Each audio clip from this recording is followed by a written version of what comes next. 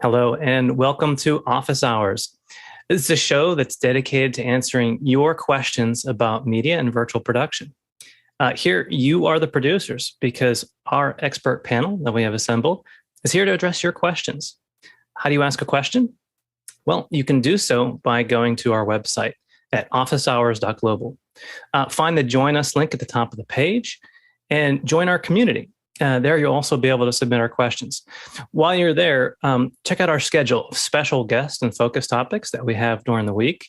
Also, we have free labs and training sessions available. The community is really the best part about office hours. But now we're going to go to our questions. Mitchell will be reading our questions. Mitchell, what do our producers have for us today? Thanks, Josh. Our first question coming up from Joaquin Matus in Imperial Valley, California.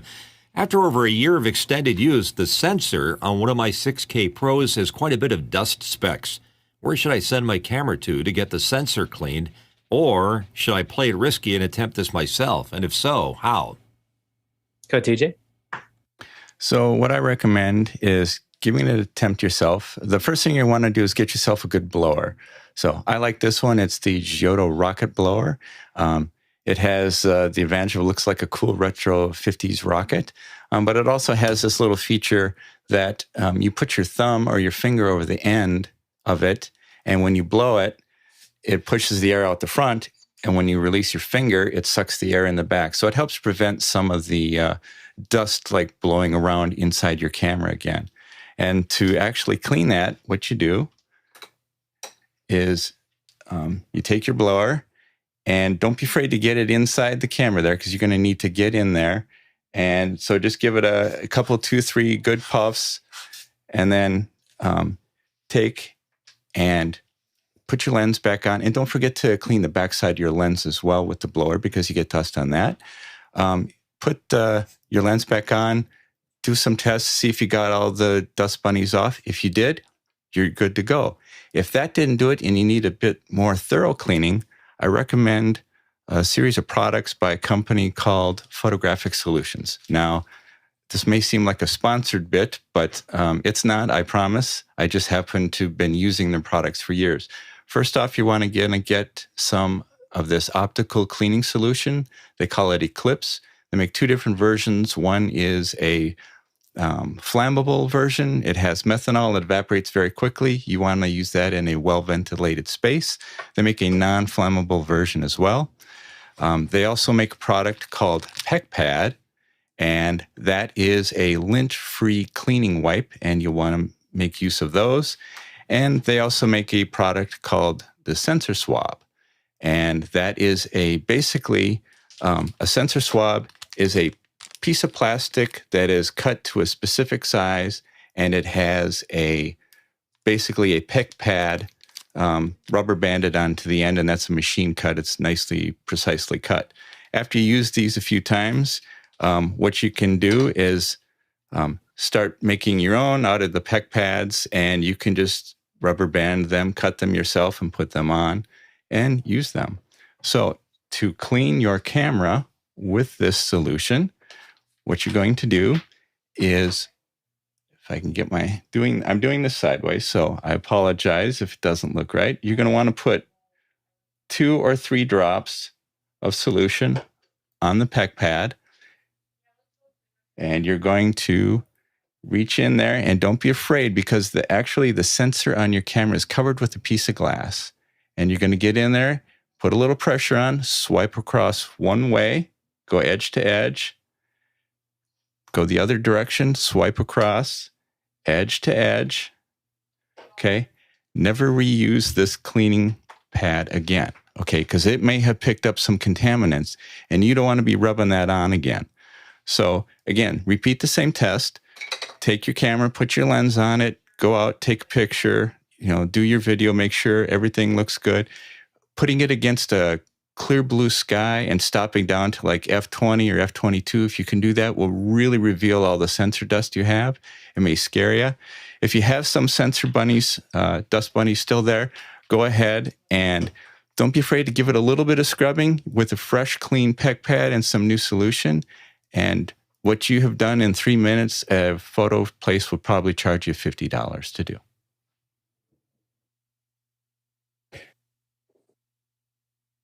Okay, hear you, Josh. Oops. Sorry. Yeah, fantastic, TJ. Excellent demo. And I think you were able to put that together too, because the question was submitted early. Is that right, TJ?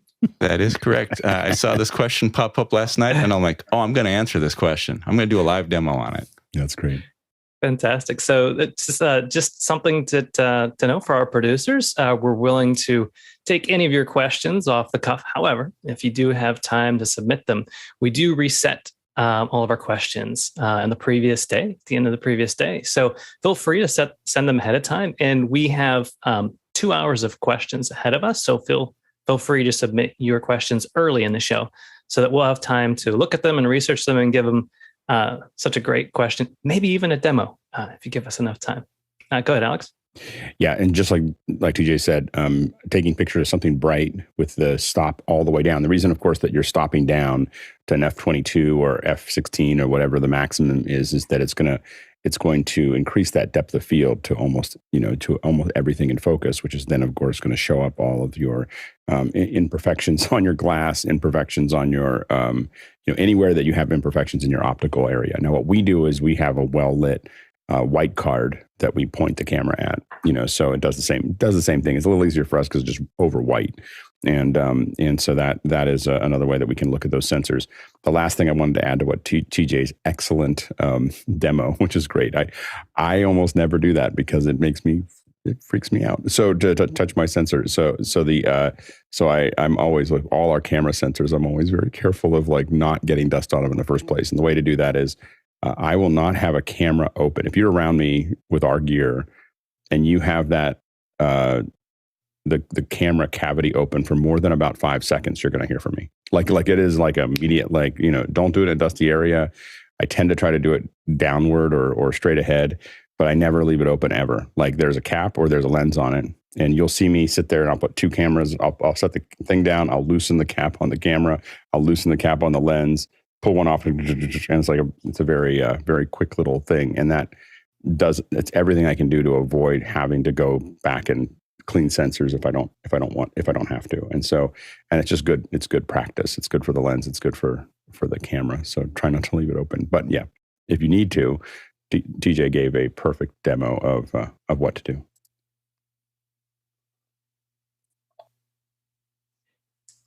Very good, Mitchell. Yeah, I love the demo, and Alex has got some excellent advice there. I'm going to give one more cautionary tale. Do not spray compressed air into the cavity. It's just a very bad way to go about doing it, or in that canned air, because you don't know what kind of dust is already in there, but not on your sensor. And you do that, you're going to disturb the whole area, cause all kinds of problems, and just don't do it. And TJ, do you have something more to add? Yeah, I just wanted to mention that the products that I mentioned are available at most reputable camera stores. So it's not anything that is hard to find. I want to know where the disreputable camera stores are. Go ahead, Tom. And keep in mind, as you're taking your test photos to find these little dust bunnies, the ones that you see in the upper right of the photo are really in the lower left of your sensor because the picture is upside down inside your camera. Yeah, and I've seen some examples of people trying to scratch their sensors. I don't know if it's the same with all of the sensors, but they've taken knives to them. They're actually really resilient as far as scratches go. And the other thing I was going to add is that depending on your camera type, Sony used to have this thing where they would always, when you would take off your lens, they'd always keep the shutters open. And that would allow dust and debris to get in. I think Canon, some of the other ones, they'll close up so it doesn't get as much. It's something of a protection for it. Some of the more recent Sony hybrid cameras I have now started adopted where they'll pull the shutter closed to keep a lot of that dust and debris from settling on the lens. Let's go to our next question. It's from Paul Valhus in Austin, Texas. How is IBC coverage coming along, and what help is most needed? Alex? It sounds like it's coming along quite well. There's a lot of planning going on and being put together. I think that I don't have anybody here from the IBC team, I think, is here today. But I think that there's a form that gets sent out before the that goes out every morning. And in that form, if you click on that, you can sign up and they'll talk to you about it. But I think that time is running out. I don't think they're going to add much to the team after. I don't know what the cutoff is, but it's coming up soon. And there are, I think, last we talked, I think that there was, and maybe Mickey can tell me in the event, but I think there was like 10 people planning to be on site and 30 or 40 people planning to be off site. So it's a big crew. So definitely, but if you want to be involved, I would go ahead and fill out that form as soon as you can. And it goes out in the morning email. Fantastic. We're definitely looking forward to that. Let's go to our next question. Harshid Trivedi from Daytona Beach, Florida. What's the best way of getting audio from a mixer, RCA to 3.5 or a 1/4 inch to 3.5? Go ahead, Mitchell. Yeah, it's kind of a trick question because you're assuming that the mixer has those connections on it. And the best way actually is a balanced connection. And the only way you're going to get a balanced connection, you're not going to get it with an RCA. So we'll take that one off the list right now. The 1/4 inch possibly balanced because it could have a tip ring and sleeve connection, which makes it balanced. And getting to 3.5 kind of defeats the purpose of having balanced in the first place. So I'm gonna recommend scratching that whole list of ways to get there and just suggest that you get a mixer with a balanced output and whatever connection they're using. Keep in the balanced world to keep that nasty little hum and noise and other stuff from getting in. Yeah, Tom. But if your choices are RCA or the what was it, the 1/4 inch, it depends. Which one is your line output? Which one is your headphone output? I would go with the line output between those two choices. And Alex? Yeah, as Mickey would say, it depends. so what we need to know is what you're going into and what you're coming out, and what does it actually say? Is that 1/4 inch a line out, or is it a headphone out? If it was a headphone out, I'd probably use the RCAs out. If it's a line out, I'd use the line out, to get out of there. And so those are the kind of things we need to know, is where you're trying to get into and what you're trying to get out of, and what it actually is called on the mixer, because there are many jacks that may fit there that have different signal paths. Let's go to our next question. Paul Valhus in Austin, Texas, was the answer to the best webcam question a couple of days ago, referring to this one that Justine E reviewed, and he's showing a YouTube video link. Go ahead, Alex. Yeah, this is an iJustine review. This is the camera that a couple of us have ordered. So we're going to check it out. It does look promising based on Justine's review. I did get to watch it because the question came in early, so I was able to watch a lot of it. Notice the knife she uses to open up that box. I was like, what? It's like this is really all shiny, and then it's like a big knife. So anyway, so I just thought it was humorous. It looks really good. I mean, it looks very promising for $299. I think that they may have solved a lot of the issues people have been complaining about, but it'll be hard to know until it shows up. So it does look promising. I ordered one. I should have it by, I think a couple of us will have them in the next couple of days. And this might be one of those mass things where a whole bunch of us end up with a bunch of webcams, but we'll see. Fantastic. We're always looking for the best around here, provided that you can afford it. And just a word too to our producers, we have room for much more questions. We're going to have 2 hours of questions today. And the nice thing too about the community, which is really a great part of the show, is that even if the assembled panel doesn't have a particular expertise, just getting the question on the air means that our community gets to look at it. So you can look at responses from Mukana, and oftentimes I've been pinged on Discord with expansions and other alternates. So it's nice to be able to get your questions on the air. And if you don't like the question or the answer that we've given, or you'd like to ask it again, feel free. We'll often reiterate questions, and there's no such thing as a dumb question, mostly. Let's go to our next question. Thanks. That was great, Josh. Next question in from Douglas Carmichael. What audio consoles do you prefer for smaller events other than an X32? Go ahead, Alex. Yeah, I think that X32s are generally the smallest we go at this point. So, most of our, if we're sending something out, the X32 is where we where we tend to go for most of those things. When we go smaller, and usually what we use for glue in between a lot of these things tends to be the XR18. We won't go below the XR18. There's a lot of limited stuff in the XR12. XR12 is a fine little mixer, but once we get down to the but we really but yeah, XR18 is probably the next one down that I would use. From that, and then I know a lot of people here use flow 8s. So those start to become the smaller ones that you can put together. The big problem you get into is limited outputs. So you have limited inputs, but you also have limited outputs. How many things can I send this out to? And so so those are the things you want to kind of take into account. Thanks, Alex. Let's go to our next question. Paul Valhus in Austin, Texas. With the 1X2 Insta 360, 1X2, I'm sorry, I was repeating part of the link there. It's the Insta 360 1X2. Work as a webcam or a run-and-gun interview cam for a show like South by Southwest. Pros and cons. Go ahead, Alex. You want to weigh in on that?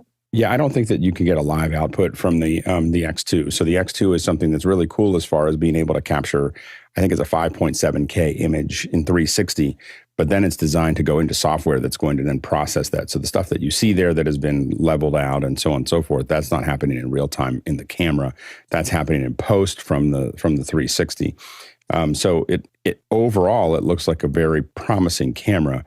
But it is, that's one of the limitations of it. It's not in real time. I don't think it has an HDMI output, so there's no way we could use it for live coverage. I mean, I guess you could theoretically walk around and use it for, post coverage that you're going to do. I don't know how well that would work.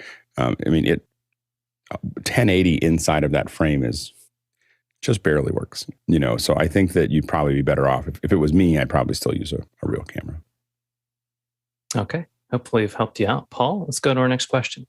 Bob Sturdivant from Amman, Jordan. Has anyone on the panel thought to put together a book on all the great one-liners of wisdom or sayings from the panel or guest speakers? I think you should consider it among all the other great things you do and in your massive spare time. Go ahead, Mitchell. You want one-liners from me? I'm shocked and amazed, but maybe an audiobook. I'll work on it. We do have some voice talent here. Alex? Fenwick collects them. Fenwick's got a big list. He'll put them up on, he's got some keynote document that has lots of those one-liners. You could probably build a book with him at this point. Anyway, there you go. I'm glad there's more people that are thinking about our... I've always thought that from a one-liner perspective, I think that if anyone hasn't seen demotivational posters, they're pretty great. I've always thought that I should have a whole office. Like that's where you go when you're waiting to be interviewed for a job, is we just put all these demotivational posters. And when you walk in, we just want to know if you're smiling or frowning. Then we know whether we can hire you or not. So anyway. Must be able to work in adverse environments. Yeah, with demotivational posters. I have found that there's a direct connection to whether people think, if they think that demotivational posters are funny, then they tend to be effective people. If they don't think they're funny, they take them personally. They tend not to be effective people. That tends to be the litmus test. Nice. Mitchell? Yeah, I would pay big money to have a picture of Alex going, never, never, ever. And that's what's on the bottom of the poster. There you go. Been demotivated. Yep. Let's go to our next question. Craig McFarlane from Boston, Mass. And for sports or news broadcast that can't afford a helicopter, will drones become more widespread? What is blocking it? Go ahead, Alex. They already are. I mean, there's a lot of drone shots that you see that are being used. One of the big problems with sports events is that you're not allowed to fly drones over many of the stadiums and arenas. There's a blackout zone that is literally zero drones. It doesn't matter who you are, where you are, unless you're military or government, there's no drones in that area. And it's usually an area that's fairly large outside of the stadium. And a lot of it has to do with, a helicopter, is expensive and it's big and everything else. But there's an operator there that we assume is pretty good at what they're doing, and it can stay up for hours. The drones are 20 minutes, 30 minutes at a time. They could, lose transmission. They can, do things unpredictably. And and of course they can carry munitions, which we've seen a lot of in Ukraine. And so as a result, the most of the stadiums that we've worked in, we've talked about it, but if they're an active MLB, NFL type game, there's no drones. They have a radius around it that don't allow that. Good, Mark. Alex hit on most of it. Most of it, I think, has to do with the fact that their ability to fly for lengths of time for news coverage isn't there yet. And also events other than MLB and everything where you have a stadium, I still believe you need to get a release from anybody that's at the event in case there's an accident. Is that true, Alex? I don't think you need to, but generally you can't fly over crowds anymore. I mean, there's a lot of restrictions of how you're going to fly over crowds, whether you're going to do it, whether you're going to, there's a lot of bits and pieces. Like we've done drone shots in stadiums without anybody in them, for like an establishing shot or something like that, but it was empty. it was empty, there's a lot of restrictions and just so much liability. I mean, it's just not, it is, it's one of those things that there was a wild, wild west where we could all get away with something for a little while. And a bunch of us used drones right then because we knew that it would never, this was going to be the fun time. The fun time's over. so you need to really be, have everything buttoned up to make that work. But helicopters, generally when you're seeing that coverage, it's helicopters or dirigibles, blimps or whatever, are the things that can, the dirigibles are nice because they stay up for a long time. Like you can keep them up the whole game.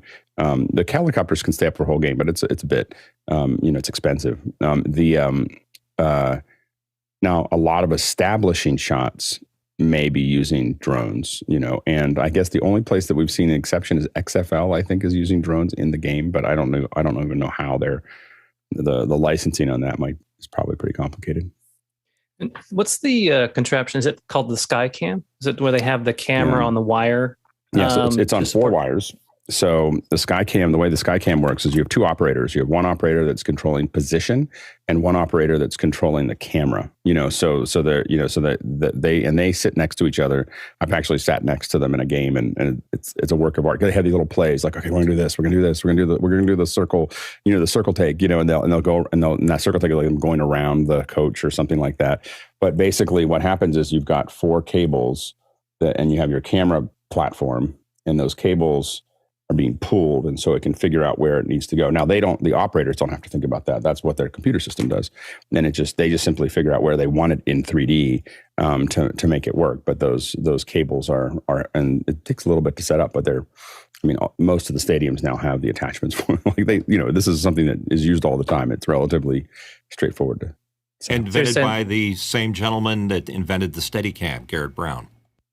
Oh, really? Is that right, Mitchell? Yep. Yeah. He's right up the road from us here. So is that something that's typically a permanent installation? Can you rent a Skycam, or is that a custom? You can rent a Skycam, but the installations have a place for them to click on, but the Skycam goes with the production. I mean, the Skycam shows up because a lot of shows at a stadium don't use it. So it's definitely not part of the stadium. It's one of the services that's provided for the game.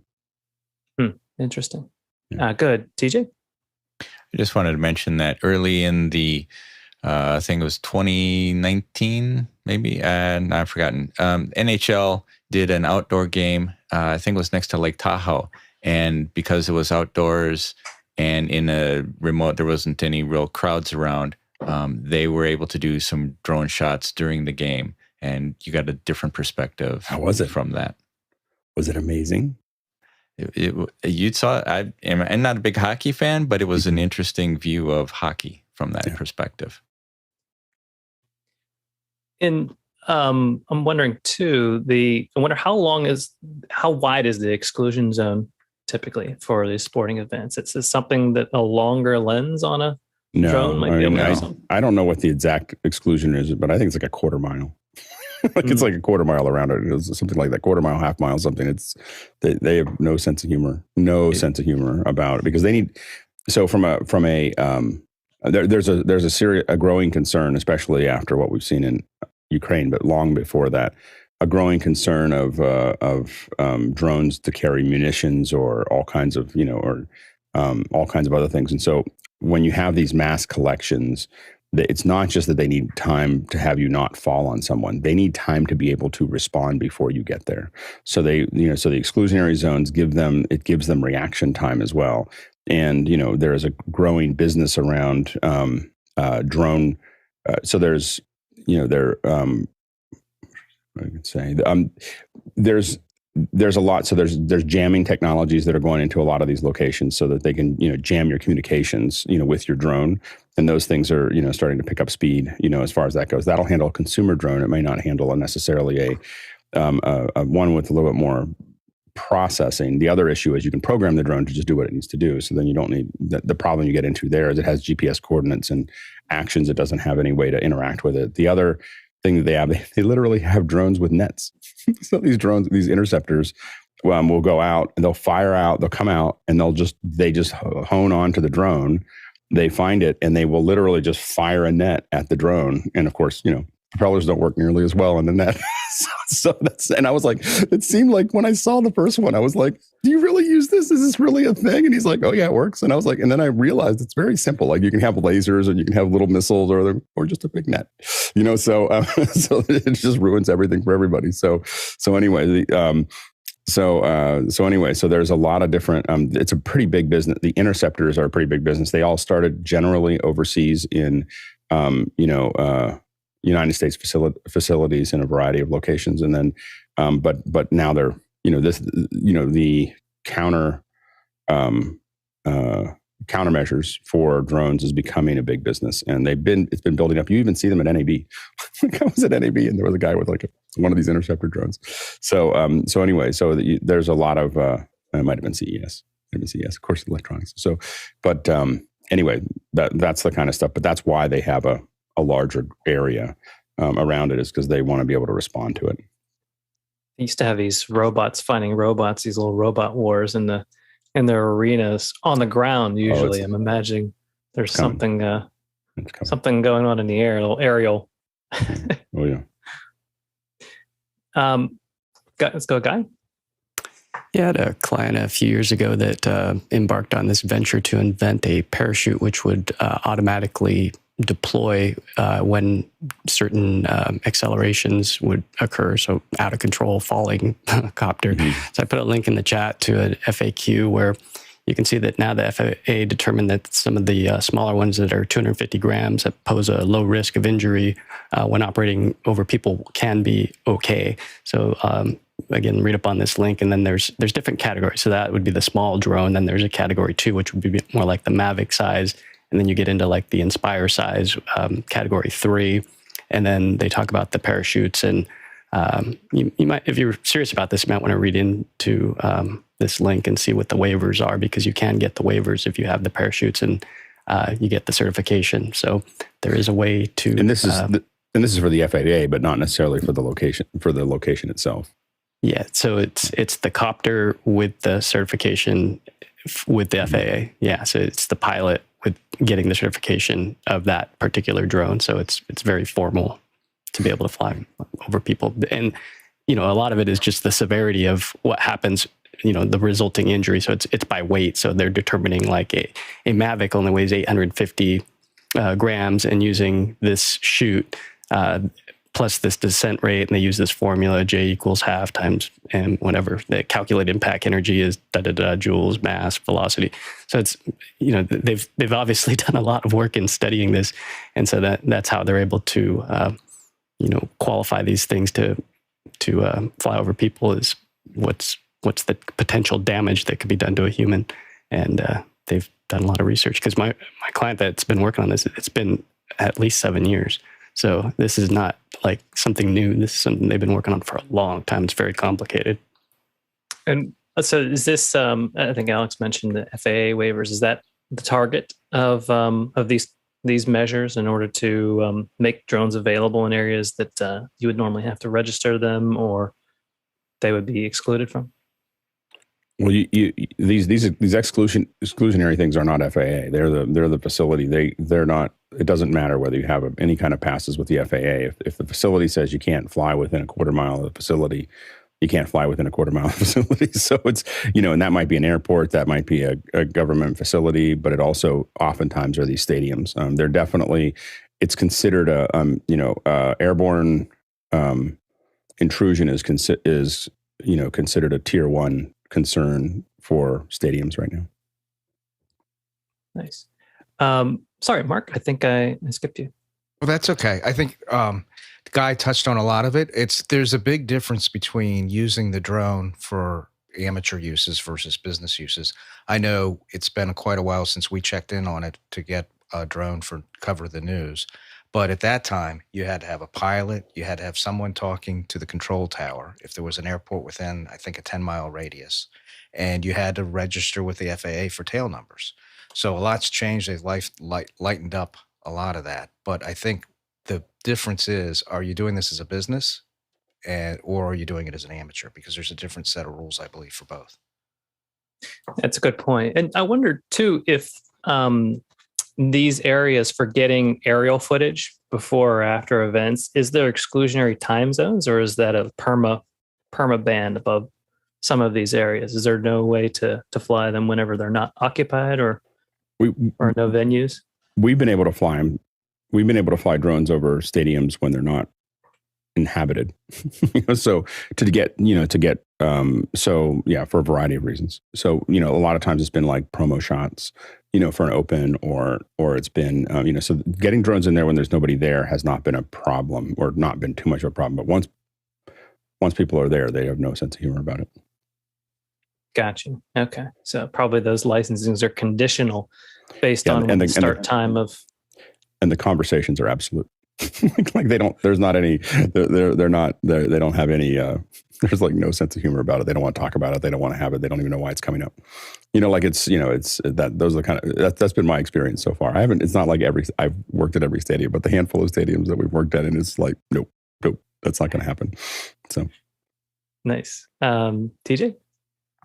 The FAA, prior to an event, will issue what they call a NOTAM, or Notice to Airmen, and it will give times of flight restrictions, and it will give a area of flight restrictions, and it's generally 3 to 5 miles outside. The boundary is a 3 to 5 mile radius from the location.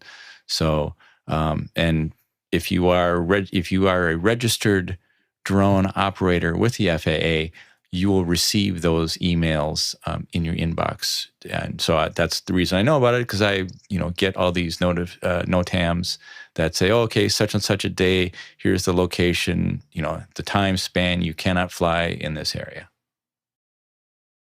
Seemed like some electronic coordination would go a long way, like an app that shows conditional exclusion zones and Yeah, the conditional ones you don't see. When you open up your app on your drone, you definitely see them, like the regular ones, of what you can and can't do. And that the app updates all the time. So the DJI app at least will update all the time on no-fly zones. So I'm in a weird zone where I pay a lot of attention because I'm right next to an airport, so I can fly at a very low high. At certain, like there's a whole bunch of.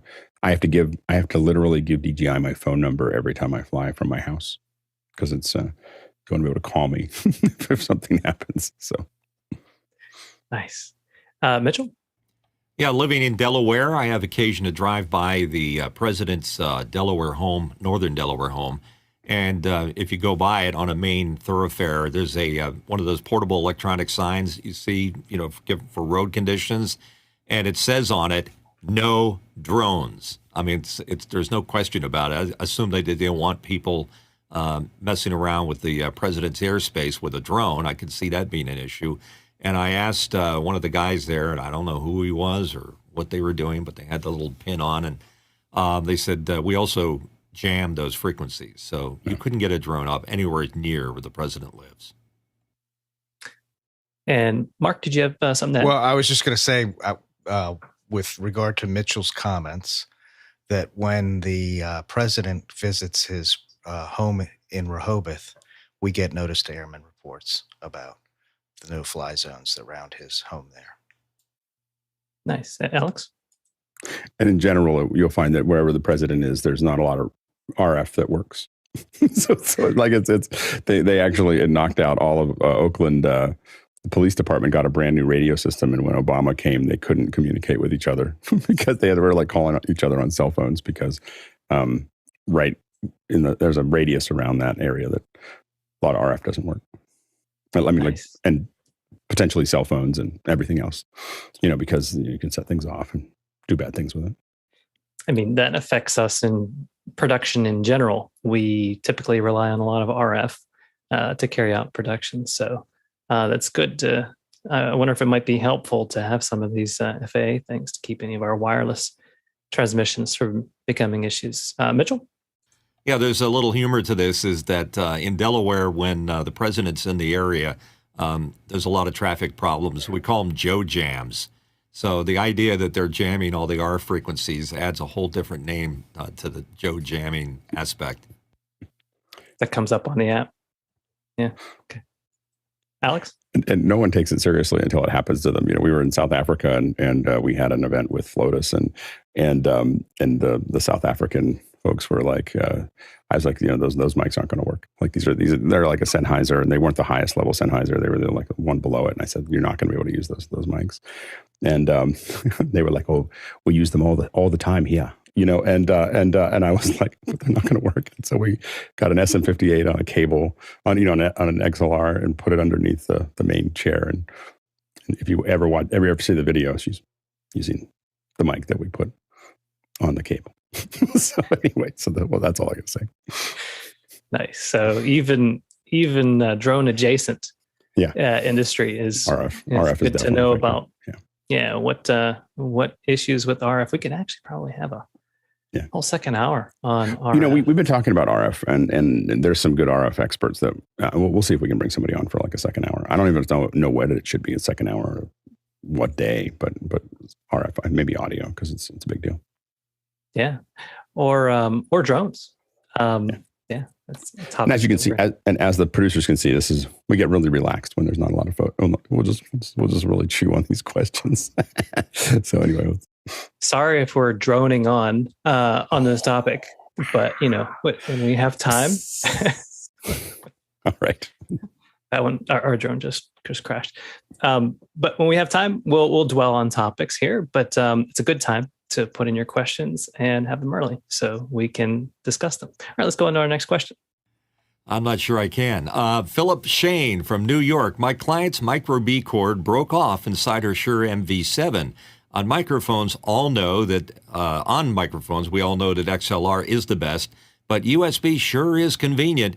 But why do we USB mics have to use the micro USB attachment instead of something more solid like USB-C? Love the show. Thanks. Thanks for your question, Philip. Alex, you want to weigh in on that? It depends on when they were designed. They're not going to retool them, and so the older ones that have older designs are using USBs, the micro Bs, and like the MV7. I think that this Ultimate. I think that this one, like this Earthworks one is also that. And about half of the USB mics I've been testing are the micro Bs, and about half of them are USB-C. And it just depends on when the design and when the tooling was done. And Mark?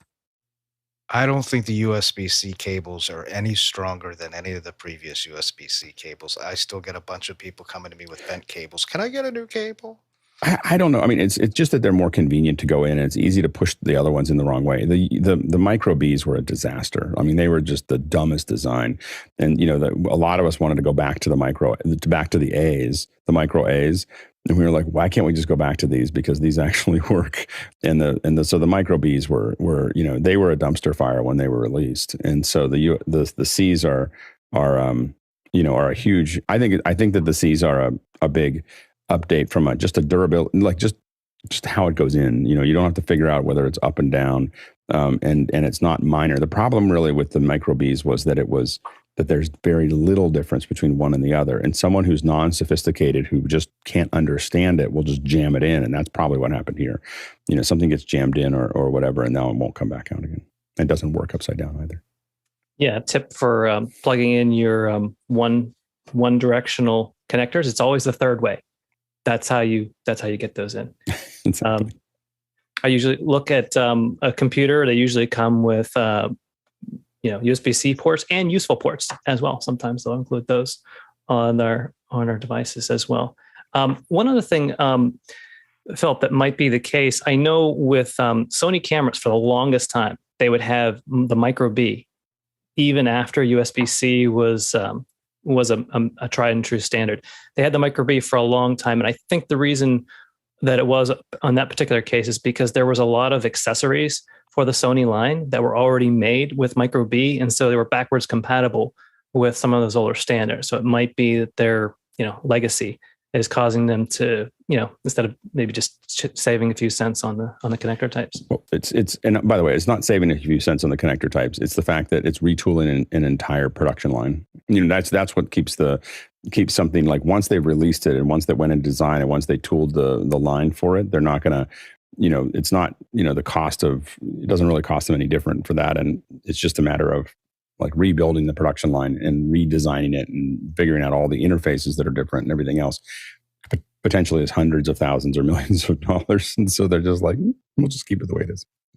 Yeah, that's true. I mean, especially with small iterations of projects. I know with the Sony ones in particular, though, every single model, they would be a complete redesign, would have, and eventually they just included both of them. They'd have the USB-C and the... Well, it's different when Sony, you're right. When Sony's has derivative products that might not be compatible. What I'm talking about with the mics, it's just that the mic would need to be retooled.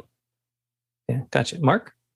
So some advice, if you have a Blue Yeti, do not pivot it in the swivel when you have the USB connector connected. That will definitely break it off.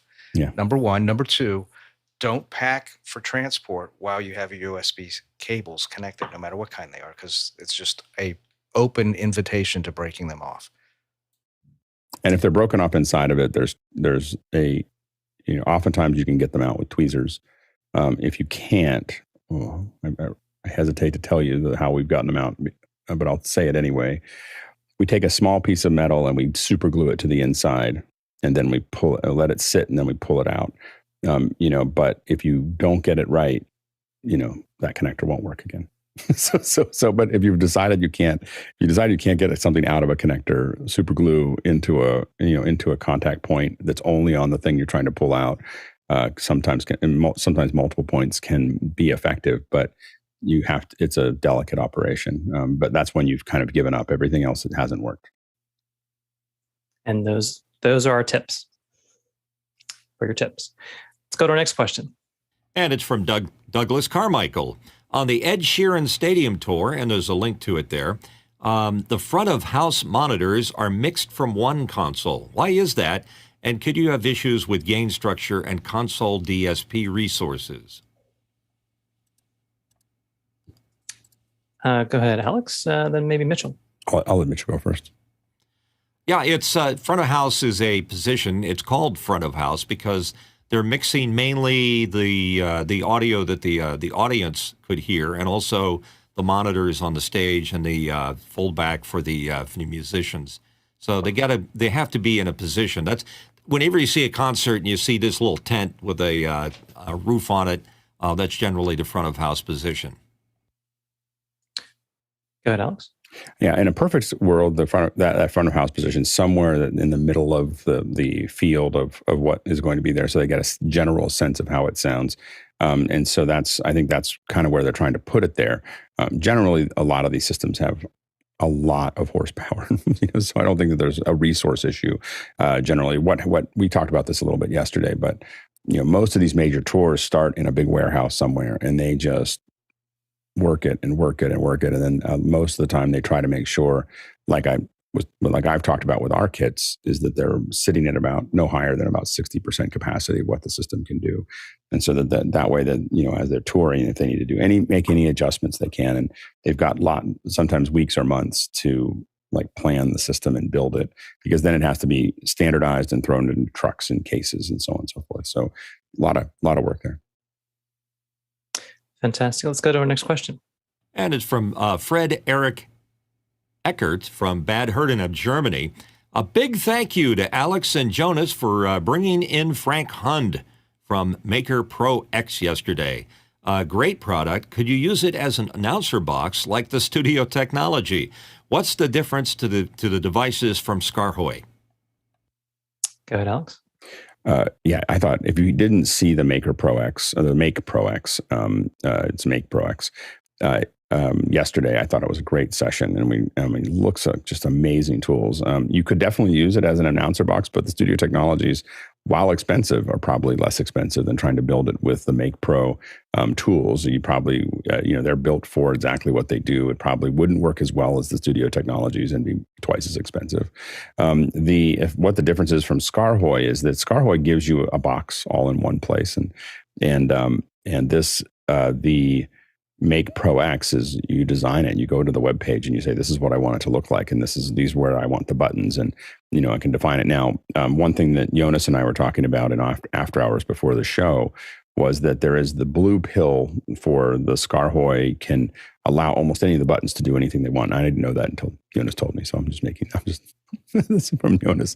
So you can redefine all those keys, but it's still in the structure that Scarhoy built it in, as opposed to a structure that you've designed, which is what you would get with MakeProX. I also think that, I don't know for sure, but I feel like MakeProX, looking at what they have, it probably is supporting more protocols than Scarhoy is. But anyway, both are very powerful, and it's just a good time to be doing what we do, to have all this customization and all these tools coming out. And we hope to get Scarhoy onto the show as well, because they just build incredible. I mean, and they've gone from things that you didn't know if they're really going to work to these rock solid, massive systems. But those are all built the way that Scarhoy thinks they should be built, and not as modular and kind of set up. And you're really designing your own board with MakeProX.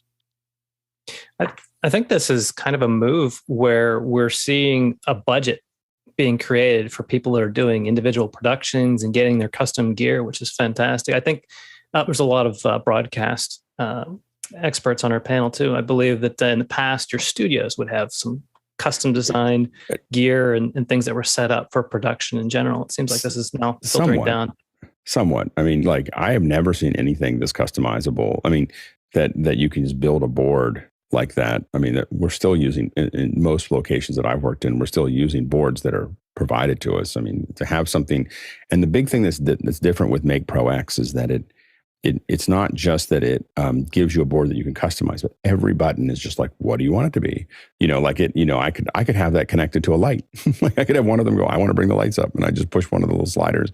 But the next day that I decide I want to make that a volume, or the next time I decide I want to make that the rotation on something in the studio, I could do all of those things from that board, and any of those things are definable. It's super, it's a very exciting platform. Yeah. So hopefully we're going to get to use more of it. Yeah, just before the show, Jonas was showing us some of his 3D rendered boards he designed. Desired probably too. Yeah. But really nice. Really nice. Let's go to our next question.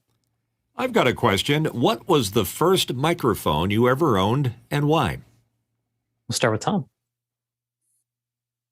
Well, my first microphone was this one.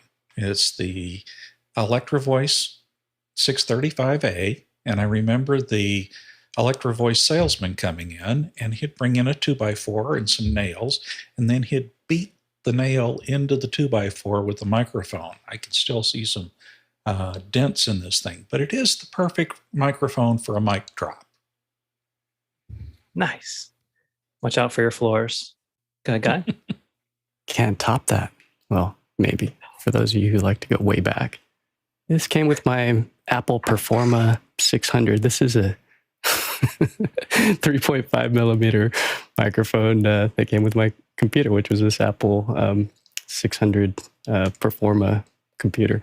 The one that I first bought professionally, which it was the worst professional decision I ever made in audio, was this Asden. Do not buy one of these.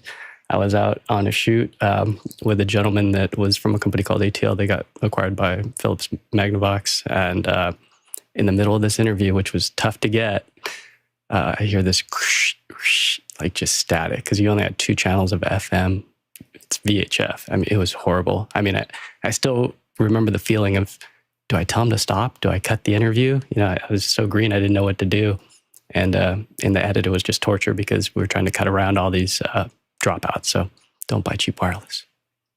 I forgot about those beige microphones with the beige box computers. Yeah, I'm guessing the main function of those was for audio recording onto the computer and stuff before a lot of video conferencing and things was a thing. But I remember those. Mitchell?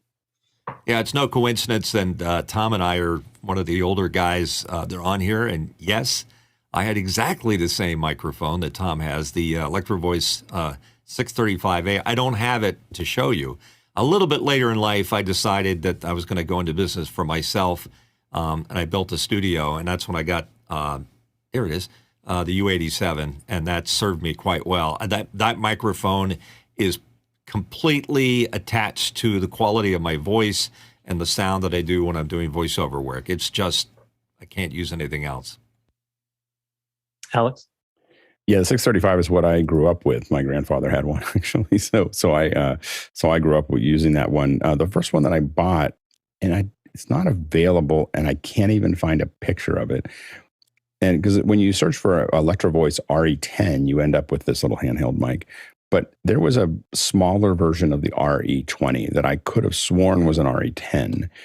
Maybe, and it was available for a while, and I just liked the way it sounded. And I got it when I started working in radio.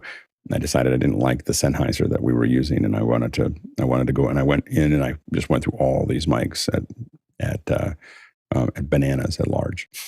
That's the name of the company, the folks, and went through the whole thing and found the one that I wanted. And then that was it was a smaller version of an RE20, and I just can't remember what it was. I thought it was an RE10, but I'm not sure. Good, Mark. So after watching Leo Laporte for years and then becoming part of the Office Hours team at a time when almost everybody had the same microphone, my first microphone, and still the microphone today, is a Heil PR40. And it sounds great. And that was your first microphone? Never had any reason to talk on air before. Okay. That's a good choice. If you're going to be the first microphone, it's like that's a good Cadillac solution. All right. Fantastic. I'll have to remember next time we get a first gear question to order the panelist in order of broadcaster experience, so we can, us young guys, can have something to talk about before we let the other folks through. Let's go to our next question. Next question from Bob Sturdivant from Amman, Jordan. What are some tips on keeping your camera lens from fogging up when you're leaving an AC area to a very humid area? I've already used the storing in ice chest, minus the ice. Go ahead, TJ. The thing to keep in mind is the cool air is the dry air. So what I do is I take and put my camera inside a gallon zip top bag if I have a smaller lens on it, and seal it up inside the cool air, take it to the warmer air, which is the humid air, and let it come up to temperature that way so that I don't get condensation on the lens. And what's even worse is internally you can get condensation inside the camera body on the electronics and whatnot, and that is really hard on the camera. So bag it in the cool air, bring it out to the dry air, and let it warm up. If you kept it in a cooler, that would delay the warm-up time. So you want it to warm up as fast as you can so you can start using it. So keep it in just something simple and not super insulated, but dry and isolated from the moisture. Thanks, TJ. Mitchell? Yeah, I'm with TJ on the sandwich bag fix. Unless you got a big RE or something, then you got a bigger problem. But let it acclimate. That's the thing you got to do. Don't bring it from one extreme to the next. It's just really bad for the camera. Alex? We do this a lot. So if I'm working in a location, we had a shoot that we were doing a ton of stuff in Cambodia, and I kept it super cold, but outside. But we had a balcony, and we would literally put our gear. We'd lock it up and put our gear sitting on the balcony so that it all would heat up. But it can take hours for the for this to heat up. So you really have to you do have to absolutely pay attention to. And the thing to note is that the larger the lens, the longer it will take to acclimate because it's more mass. So little lenses oftentimes will vary within a couple minutes, catch up, like little cheap lenses. But once you start putting real glass on there, and big glass, we had one in the Seychelles or something, that we had these big Angenieux lenses, and they could take 2 or 3 hours to acclimate because there's just so much glass in there. So you just have to really take that into account. Fantastic advice. Let's go to our next question. And it's a question for me. What's your main viewing TV in your media room? Start with TJ. I have an LG OLED television, 65-inch, I think, something like that. Nice. Nigel? I have a Samsung 65-inch frame TV, which are the fun ones that when you turn them off, a low power picture comes up and stays on, rather than having a blank square on your wall. In my office, I actually use a Sony because you can Ethernet into it and actually operate it. The Samsungs are great, but really hard to integrate into a home system. And the frames are QLED TV? Is that right, Nigel? No, yeah, I believe so. It's not the OLEDs. I had an OLED once, and my wife left it on CNBC, and I never got rid of the white stripe along the bottom of it. Nice. Tom? Okay, we're an LG house here. In the office here, I have a 43-inch LG TV I use as a monitor. In the main viewing area, it's a 55-inch LG C8 from 2019 that I'm very happy with. I'd have a bigger screen in there, but we had a discussion when we first got a flat screen here, and I always thought of putting it on a credenza, and I was told, no, that was going to be a hutch. So I'm limited to 55 inches. Mitchell? I have a Sony A90J OLED TV, 65 inches, and I had this is a replacement for one I had before. That had a small glitch where there was like a 2-line pixel that ran down the left side of the screen, and to Sony's credit, they just said, okay, and I sent them some pictures of it, and they replaced it, and they replaced it Friday. And Monday, my friends at the Geek Squad are coming in to adjust it, but a lot of these TVs, flat panel TVs, even though we're mentioning different brands here, the panel itself are made by the same company. There's only like 4 companies that make flat panels, particularly the OLED versions, and it's the electronics in them that differentiates them. So I'm a Sony guy. I go for the Sony electronics. And for those who answered with the OLED screens, do you find you need a darker area to take advantage of that lower brightness? Used to be an issue. They have this regional brightness control that exercises it off of what they call their X1 processor. So it does a pretty good job of reacting to ambient light and adjusting automatically. Again, all the electronics that make that special. And plus, it's in my media room, which is already kind of semi-dark anyhow. So the OLEDs are not the brightest TVs on the shelf. That's not an insult, too. They have high contrast. Alex? Yeah, I'm in the market for one. Right now I have a 70-inch Vizio. I don't remember exactly what the one was. I just made sure it had vision, Dolby Vision. So I was really like, as long as it has that, and it's pretty good. What's funny is it's in my main room and with my family. I have a Sharp that's not particularly good. I just can't figure out how to get it off the wall. I spend like a half an hour, like sitting there fiddling with it every once in a while, going, I can't quite figure out why it won't come back out again. And I read all the little manuals, but as soon as I figure that out, I'm going to replace it with an 85-inch, and I'm just trying to figure out which one. So I'm just that's what I'm kind of fishing around for right now. I had one of those flat mounts that go right up against the wall, and they have these 2 little cords you have to pull down and pull up. Maybe that's it. I was putting it on and off, and one of them they came off. Pulled down and the little pull string came off and it was flat against the wall. Oh my gosh. Yeah. It's been there when I got here, it came with the house. And so it's not like I put it in. And so now I'm reverse engineering what somebody else did. And whoever did it, it's messy. Like what they did there was messy. And so I'm going to pull it apart eventually and disassemble it, probably put a whole new system in so that that's more sane. Nice. Guy?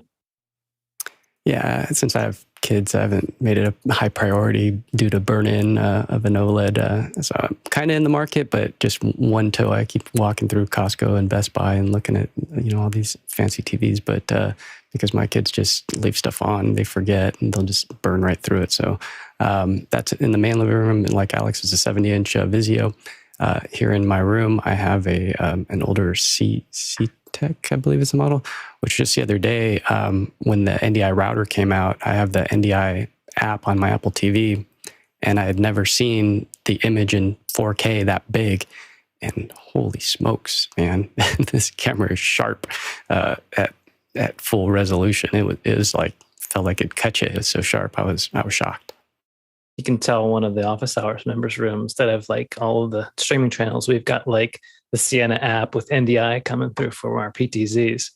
I wonder too with the OLEDs, if, especially with the kid factor, if the sleep timer might be helpful. Setting that to maybe an hour or two. And then if people walk away from it, it shuts down automatically. Might be an option. Go ahead, Mark. So a few years ago, I got a 55-inch Samsung from Costco, and the picture was beautiful. And then about a year ago, the picture just turned awful. No matter what settings you put picture at, or contrast, or brightness, or no matter what the settings are. So now I'm in the looking for a new TV. So any suggestions? Love to hear them. Let's see if we can come up with a few for you, Nigel. I just want to add two quick thoughts.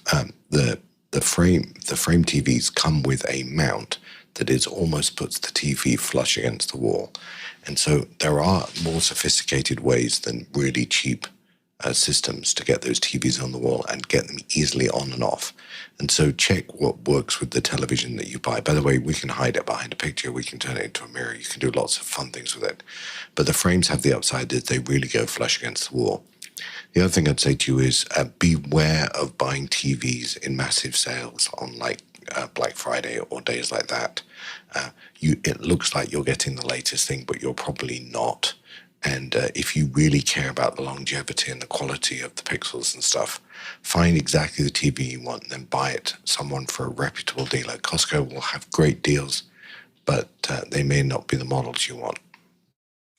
Nigel, you know this, but did it used to be a thing where builders would make custom frames for televisions or home theater sets or some type of, something when building the room would accommodate the television? Yeah, so there's actually quite a decent business. There's I think the website's called Frame My TV, which will build a frame for your custom frame for the TV, so you can make it look any way you want. I tell you what's much more common is hiding or disguising TVs. So, we hide them in places, we disguise them as things. We try and, if someone spent a lot of money designing a lovely home, the last thing they want on the wall is a big black hole when it's off. And so we can hide it, disguise it, move it, do many different ways to keep it out of view when it's not being used. But I think it's called Frame My TV as a website that will, design a custom frame for your TV. Yeah, thanks for that. I know too, motorized television stands are a thing as well. Mitchell? Yeah, I went to a lot of trouble to build a cabinet that designed it and had it built in. And it's a beautiful Art Deco piece that's reminiscent of a big movie theater. And there's room in the middle for the TV to hang in. It also provides a little bit of inset. And because it's built out from the wall, they got room behind to run all the wiring. So you don't want to have unsightly wires going everywhere. And one tip, if you're installing a TV, a flat panel TV, never, ever, ever put it over a fireplace. It's a rookie move. Please don't do that. Nice. Alex? Yeah, and one thing that may be useful for people is our TV only is connected to an Apple TV. Like, so is the Apple TV, and all of those things of burn-in and everything else, because the Apple TV, if you don't do something with the Apple TV, it immediately switches over to, what I have it set to is family photos, which my family loves. You just see all these old photos from the last 10 years or 15 years of just kind of going through it. And it's really popular. And, but I don't, the other thing I don't do is I don't allow my TVs to talk to the internet. That, to me, you can decide you want to install some updates or whatever, but I think that you should not be so trusting. And that's all I gotta say. TJ?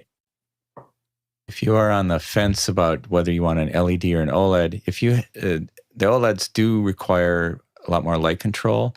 I find it's more for the reflectivity of the screen, because you see everything in front of that screen sort of bounce. So you see yourself if you're sitting in front of it. And my location, I have complete light control. But the other thing is the regular non-HDR TV on an OLED panel looks so much nicer just because of the deep blacks that you can get on an OLED, it really improves the look of just regular, normal television. And then, of course, you get the HDR benefits of an OLED. Nice. Guy? Yeah, one of the benefits of going to a CES is you get to see 2 to 3 years into the future of what's coming down the pike. And so the last time I was there was in 2020, and in the Sony booth, they had the 8K TVs that were in the $30,000 range. And they were talking about how they interpolate the 4K to 8K footage. And it was pretty amazing to hear how this AI is grabbing things like sky and grass, and it's able to interpolate it in real time and upscale it and make it look just gorgeous. So if you're in the market, be aware that there's stuff coming out, pretty quick. So 8K, if you buy something for, 5-year plan, be looking at the 8K, because in Japan, they're already moving on to 8K. So it's just a matter of time.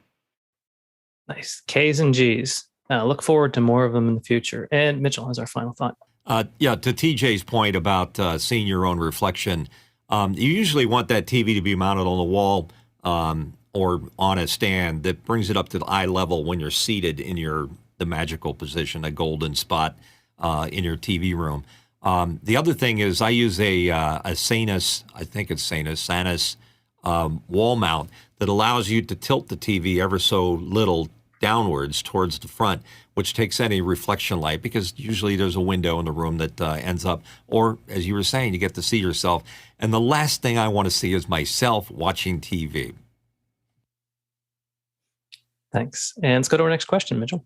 Morgan Price from Victoria, British Columbia in Canada. What parallel second screen tools do you like for small live events, and why do you like it? Examples, Mukana or Zoom's chat feature. This would be for participants, not for the presentation team. Alex? I shifted. I didn't read I didn't read all the way through when it said for the participants. so I think that, some kind of having the Q&A or chat open, I think is probably the most popular thing for participants to have, to be part of the show. I don't know of a lot of other things that a participant generally needs, other than other things to keep them amused if someone starts doing a PowerPoint presentation. Then it's usually the other screens are email and text and Discord and all the other things that they're doing when you're putting up a bunch of slides. Yeah, in my productions, I tend to add those elements on screen for the participants. So I'll overlay the chat sometimes and take it down. The nice thing is that you can highlight that. You might use if you're doing collaboration, you might use a whiteboard or something going on a second screen. They can collaborate, and then maybe you can choose when you want to pull that into your production. Let's go to our next question. Paul Valhus from Austin, Texas. What is keeping Office Hours from going out as a podcast on platforms like Castbox, Pocketcast, Spotify, Podbean, and Wondery, to name just a few? That's an impressive list. I raise my hand. Go ahead, Alex. Somebody to do it. We're down to somebody to do it. It's just a matter of a team, and it really has to be a team. It can't be a person who wants to do it. We are going to be more aggressive about, giving people opportunities to, right now we have the volunteer stuff, and I didn't want to muddy that with the IBC and NAB and all the other things sign up, but we're going to put up another sign up soon, and see who's interested in what. We have a lot of volunteers or people who said they wanted to volunteer. We're going to send out to that list. It's do you want to get involved? In the website is generated over 1,000 people, but we're going to check in because it's been a while since we actually followed up with them. So we'll have them fill out another form that's probably a little bit more detailed and find out what is there. The main thing is that we need a group of people that are going to be able to put it together. And here's the problem with all of these things is managing expectations. So for the folks that might be interested in doing this, just take it on very soberly. Like once we start pushing out a daily podcast or a weekly podcast or whatever that looks like, you can't miss a day. you can't oh, it was inconvenient to get here. You have to, we have to have a team that understands that it's, people are going to be upset if they don't get it. So it's one of the reasons we haven't turned it on is because I just haven't seen if I can get a whole team together, and it's got to be 4 or 5 people that are really committed to it. I think that it doesn't necessarily have to be very hard. I mean, it probably is a half an hour to an hour every day of, clipping something. I will say that I think that a weekly podcast that is the best of the daily shows would be the best solution. Giving people someone something every single day that's 2 hours long. No one should ever do that. No, sorry. So anyway, but I think that, here's what we've learned with podcasts. If you do them less than every week, people forget about them. And if you do them more than every week, people get overwhelmed and they stop listening. It's a really weird, we've noticed this for over a decade, that a podcast frequency, a long podcast, you can do little 5 or 10 minute things, but a long podcast done every day or anything faster than every week, it stacks up, they feel behind, and then they unsubscribe because they're not getting to it, and it's a weird psychological problem. So anyway, that's the thing you have to kind of think through. And the other reason that we didn't do it previously was because the audio for everyone in the panel wasn't very good. There were lots of people with good mics, but there was always 3 or 4 that had some rough mics, and I don't like doing podcasts with rough mics. So it's one thing to do a live show with them on YouTube and us figuring it out and us all getting there. If we decide to do podcasting, we will probably require good mics. If people have audio problems like buzzes, hiss, too much environmental noise, so on and so forth, we won't have them on the panel because it's just really hard to listen to on a podcast, in my opinion. Anyway, that's it. And typically, too, this is a question that we can discuss in more detail on Sundays. Feel free to submit your questions on Sundays for more in-depth conversations, more open. We don't record Sundays, so you have to be there to see the live stream. And we're willing to look at some introspection and some planning, and we can speak freely. And Alex, for those that are interested in maybe volunteering for that podcast, can I ping you? Yeah, we're not ready quite yet. we'll put out a call to action for volunteering, and with some sections of things that we're interested in the next couple of weeks. But I want to get through what we're working on right now before I start adding more things. Stay tuned. All right, let's go to our next question. And Paul is back with another query. The battery in my iPhone 12 Pro Max drains really fast. Can I get it replaced? Who does this? The Apple Store? Tom? Yes, the Apple Store. I would not go to a third party. If you're in warranty, of course, it's $0, but if you're out of warranty, it's only $69. Alex? Yeah, and the one place that I do buy the Apple Care is one of the only insurance one of those hardware insurance that I buy. I've definitely got my money's worth out of that over the last decade. So definitely think about that. If you didn't get it, well, you can't do it now, but in the future, with an iPhone 12, that should be less than 2 years old. So it should be in warranty, but maybe it depends on what you've done there. The other thing is if you want your battery to last longer, in the meantime, take all the Meta tools off of it. I'm not talking about whether you should or shouldn't be on Meta. I still go into Facebook every once in a while, but when you take them off your phone, you will find that there is a miraculous rebound in your battery time. I don't know what those apps are doing in the background, but do they annihilate your battery? So, did you discover that, Alex, with one of the tools they use to evaluate? I just took them off. I took them off because I had been told that they will use the battery a lot, and I can't. I mean, my iPhone 13 is half full at night.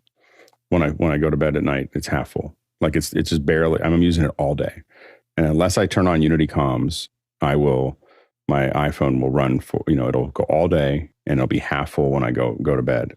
But if I put the Meta apps on, it'll be empty by 7 or 8.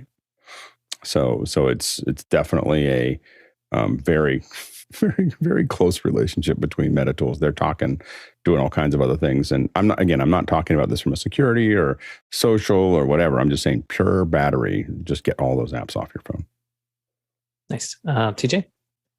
And it's important to back up your phone before you go have the battery replaced. The first thing the Apple Store will ask you is, did you back up your phone? So you want to say yes. Nice.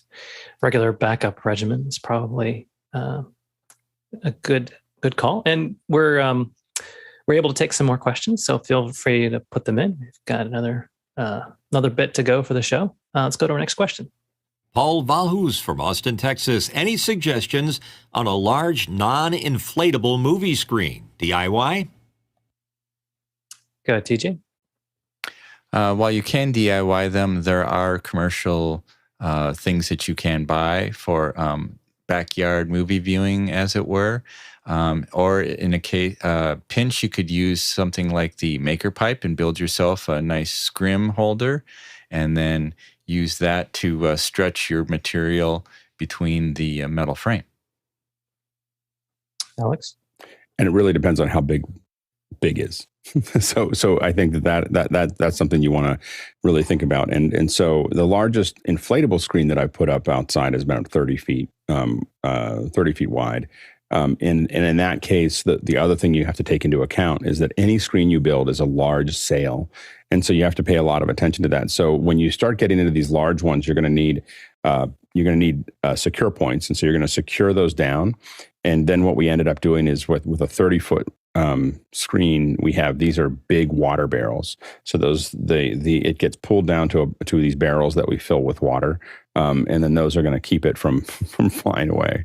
And so I think that you just want to really think about how large that is and how much you'd be surprised. And so the other thing you want to look at is there are screens that will breathe, and if you're going to get those, you want screens that'll have little holes in them. You're going to want those kinds of screens because you want them to breathe a little bit. It doesn't improve the quality of the image, but it does keep it from rolling down the backyard, if you get a lot of wind. And so the other thing that you can do is to start with those is to start thinking about heavier things to hold it. So they went up to about 10-foot screens. You can have like pretty light setups and it'll just work. Once you go over 10 foot, you really need to think about speed rail and then truss, and then those types of things that are there. Also, remember that if you put it, you're going to have less wind issues if you put it in front of a wall. So we've done things where we are going to do it outside of a school or outside of an office, and we put that truss up right near the wall. And that means that I'm not going to get, as much wind that's going to want to push it somewhere. It's either going to be crossing it, which won't do anything, or when it pushes it in, the worst it can do is tap the wall. And we even put little soft things on the inside of the upper corner just in case it gets whacked against the wall. It doesn't do any damage. So those are things to think about but large screens are, big screens, big problems. Like you just need to know that it's, when you get over 10 feet, it's going to be a thing. So I don't know exactly what size you're looking for, but anything over 10 feet starts to become a logistical process. Go ahead, Mitchell. Yeah, I just want to reinforce what Alex said about TV screens equal big sails. Sails generally move somewhere. And if you live in an area where you have frequent thunderstorms, particularly in the afternoon, evening, when the sun goes down, you're going to get a education. My sister had a party and had one of those inflatable screens, and the storm came up after the sunset, and we haven't seen it since. So it's out there floating somewhere. You can get the one that I really want to get is that you can get a screen that you can put on the pool. Like it's a floating screen, and you can just set it on the pool. And there's something about I'm so close to getting one because I just want the idea of just sitting in the pool and having a pina colada and watching a movie seems like it would be a lot of fun. Hopefully it's a water picture, so you can get the rolling. Exactly. Sure. You'd have to.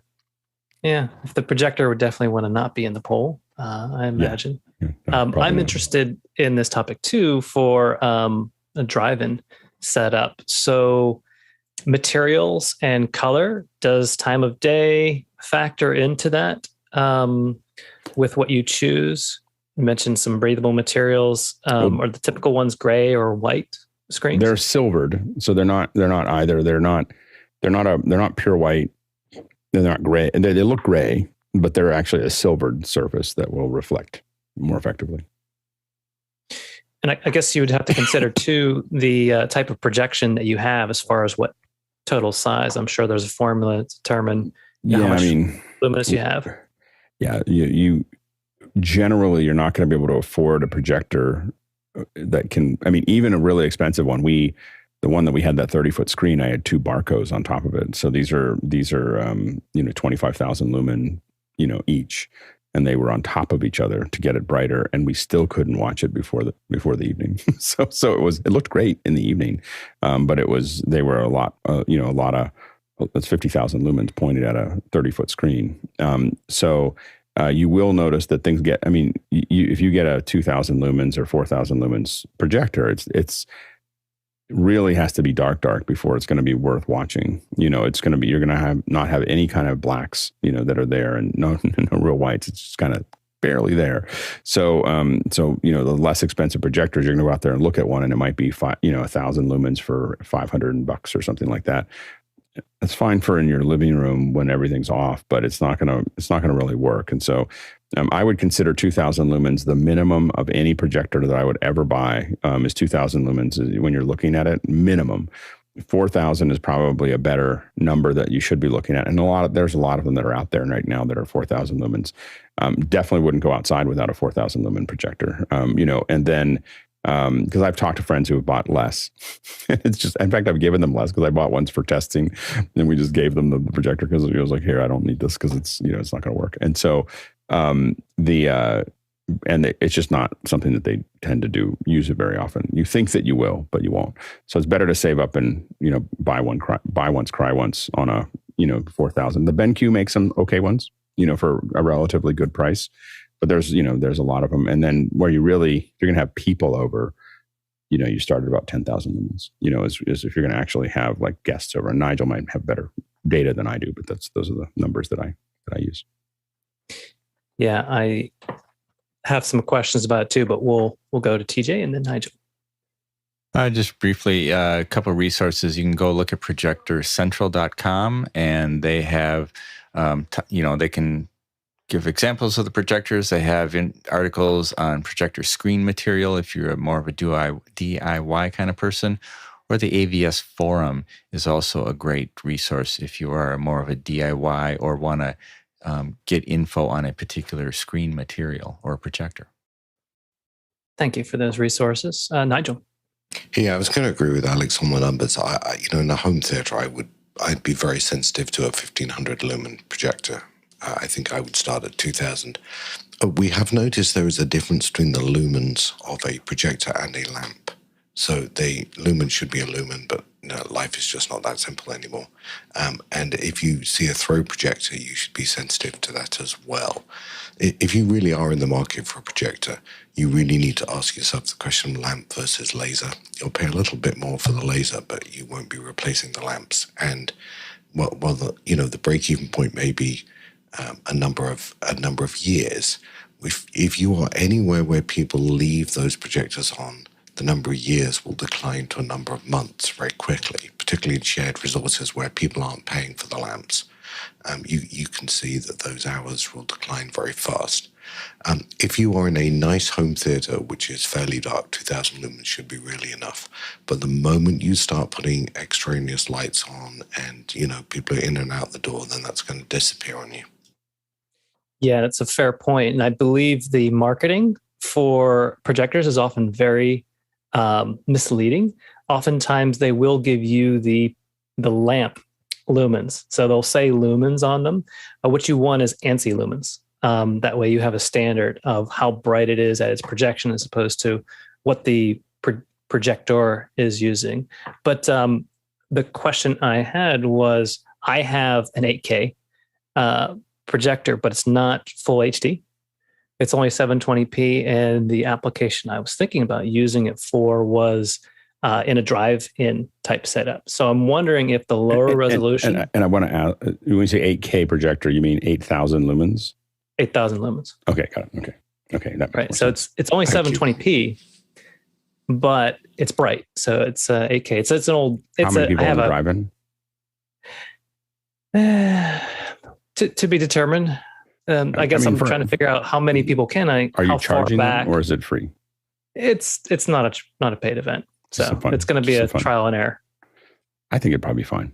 Like and I mean, I've watched standard def projected onto a giant screen, and it looked fine. Like screens are pretty soft. Like film that you watch on when you go to a movie, you'd be surprised at how soft it actually is. So I think that you'd probably be fine in that area. So, So having the brightness, you could get people further away from the screen, and if you do it a little more evening time, then it would still be. I mean, anything under 10,000 lumens is still going to be. Even again, I told you I had 50,000 lumens on there, and I still had to wait until late evening to do it. So your expectation should be a nighttime viewing. I mean, that's how drive-ins work. I mean, you shouldn't think about day viewing of anything on a projector. It's just not going to. That's what LED will. That's why we have LED will. is to do daytime projection. The one thing, the last thing I was going to say about lamps is just always, if you buy any projector with a lamp, note that turning it off is good. Unplugging it is not good. Like, it will shorten the life of the lamp possibly to instant. And there's glass everywhere. Not that that's ever happened in our office. But right. that lamp is really hot, and when you turn it off, it runs the fan to cool the lamp down. If you just unplug it, it doesn't let it do that, and it can explode. So, just wondering. Nice, Nigel. The only thing I wanted to add to that is that, and this is an inside rather than an outside conversation, the nature of the screen you're projecting it onto makes a big difference as well. Yeah. And that if you buy a high-end screen from someone like SI Screen Innovations, it'll actually do a much better job of sending light back to you than a poor screen. So that will change the way that looks. And I can tell you that a well-designed home theater, and we're talking a projector of maybe $15,000 and a good screen, is vastly superior to what I see in my local theater. Oh, yeah. Well, the one thing that I would say there is that the most of the theaters run their lamps at if they're not laser, most of them will run at half brightness because it saves money. Those lamps last longer and they're expensive, and they don't want to spend the money on them. So they're definitely not usually not as bright as they should be. Yeah, they're going through a financial filter before they get to the screen. A financial filter, yeah, exactly. Mitchell? Yeah, I was just going to say some theaters run 2 projectors on one screen at half level. Nice. Very good. Let's go to our next question. Philip Shane in New York. I've been watching recent Star Wars fan-made films, and I'm totally blown away by what the kids are able to do these days.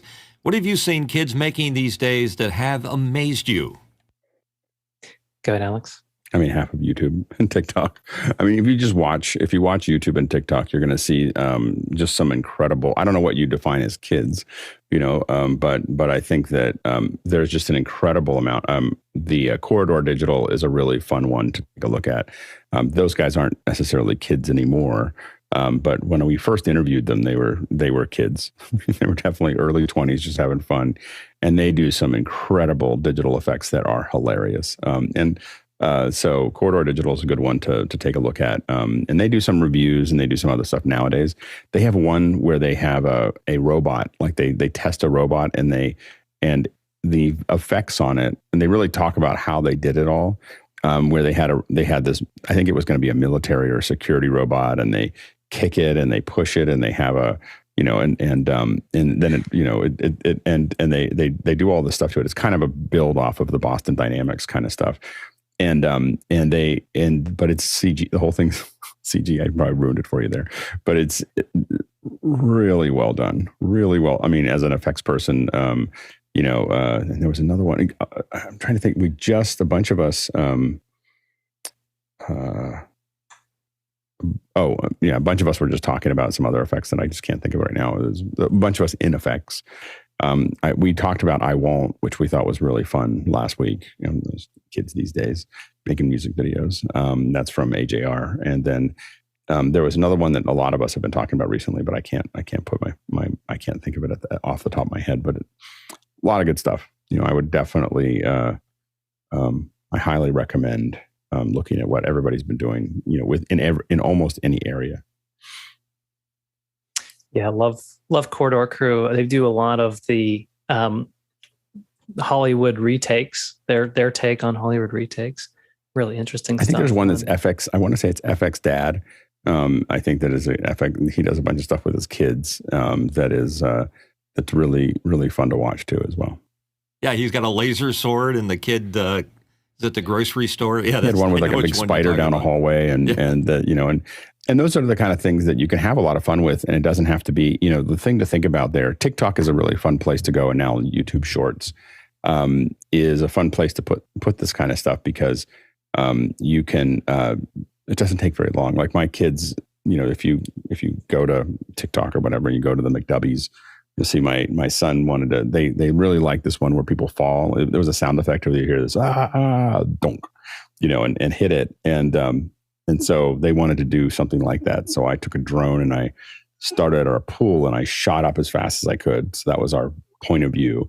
And then I literally threw some green screen over a table and had my son move his hands around like this, and then comped it, and then had my daughter stand where she'd stand, and then kind of just look down like this. And we put it together in an afternoon.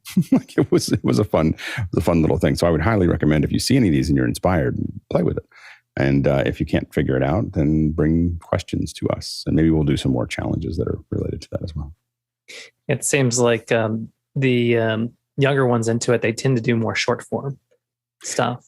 I would highly recommend short form. Like if you're doing effects, like it's, I always think when someone says, "Oh, I'm going to do my first film," and they're going to do their own film for 2 hours or 90 minutes, I'm like, films are long.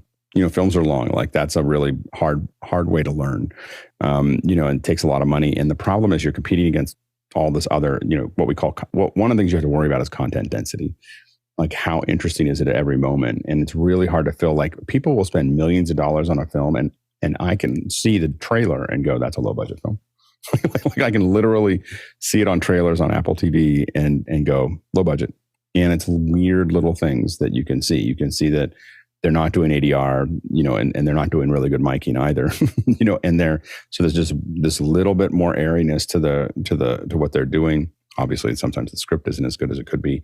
There are, just certain things that you can see and they spent millions. Like I just saw one recently, it was like Tom Berenger and like all these things. But I was like, I'm sure they spent $5 million on that, but it's still, I can tell that it's low budget, and we're so used to now watching high budget. So you're better off really thinking in, especially if you're going to do visual effects, thinking 15-second, 30-second, and you can get tons of notoriety if you do a bunch of really funny things that are really, really short that use, look at Zach King, like he owns I can do something really short and build up a whole business that has, 30 employees or something like that, doing short, sleight of hand, digitally.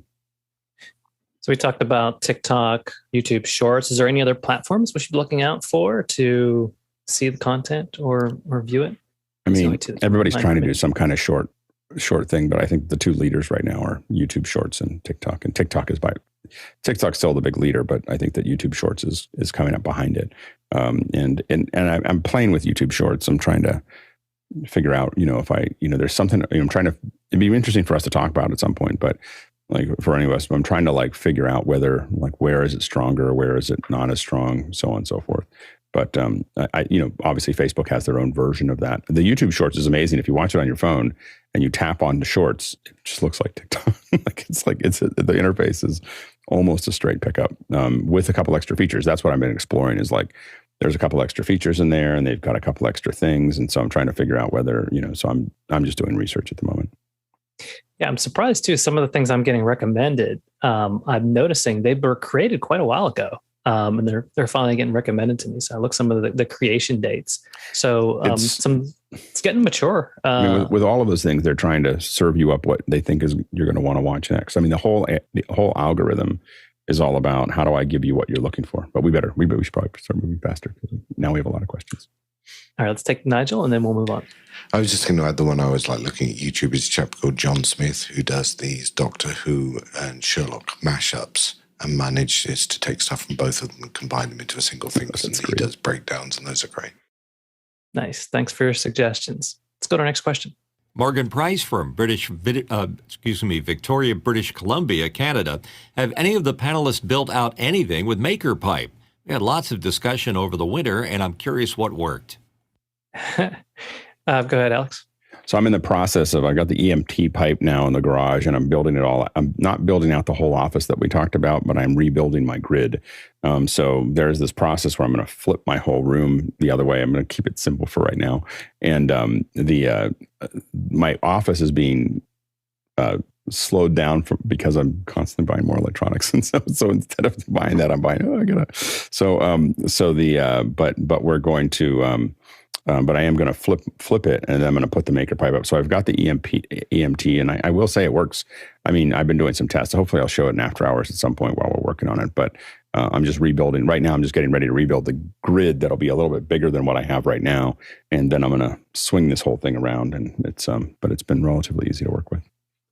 I have to admit, I have the pipe, I have the all the connections, and every time I go to make something with it, I choose something else for the medium.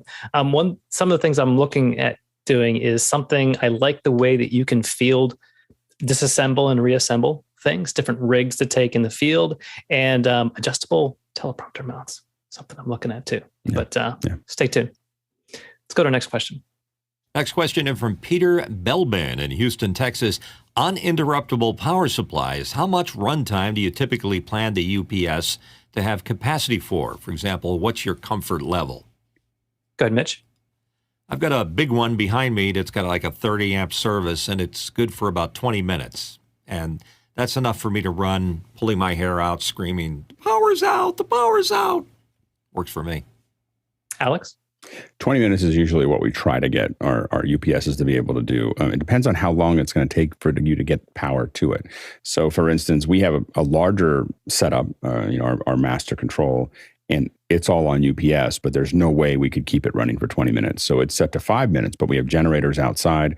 During a major event, we'll have the generators on. So we really only need about 30 seconds, to move everything over, to move the circuit.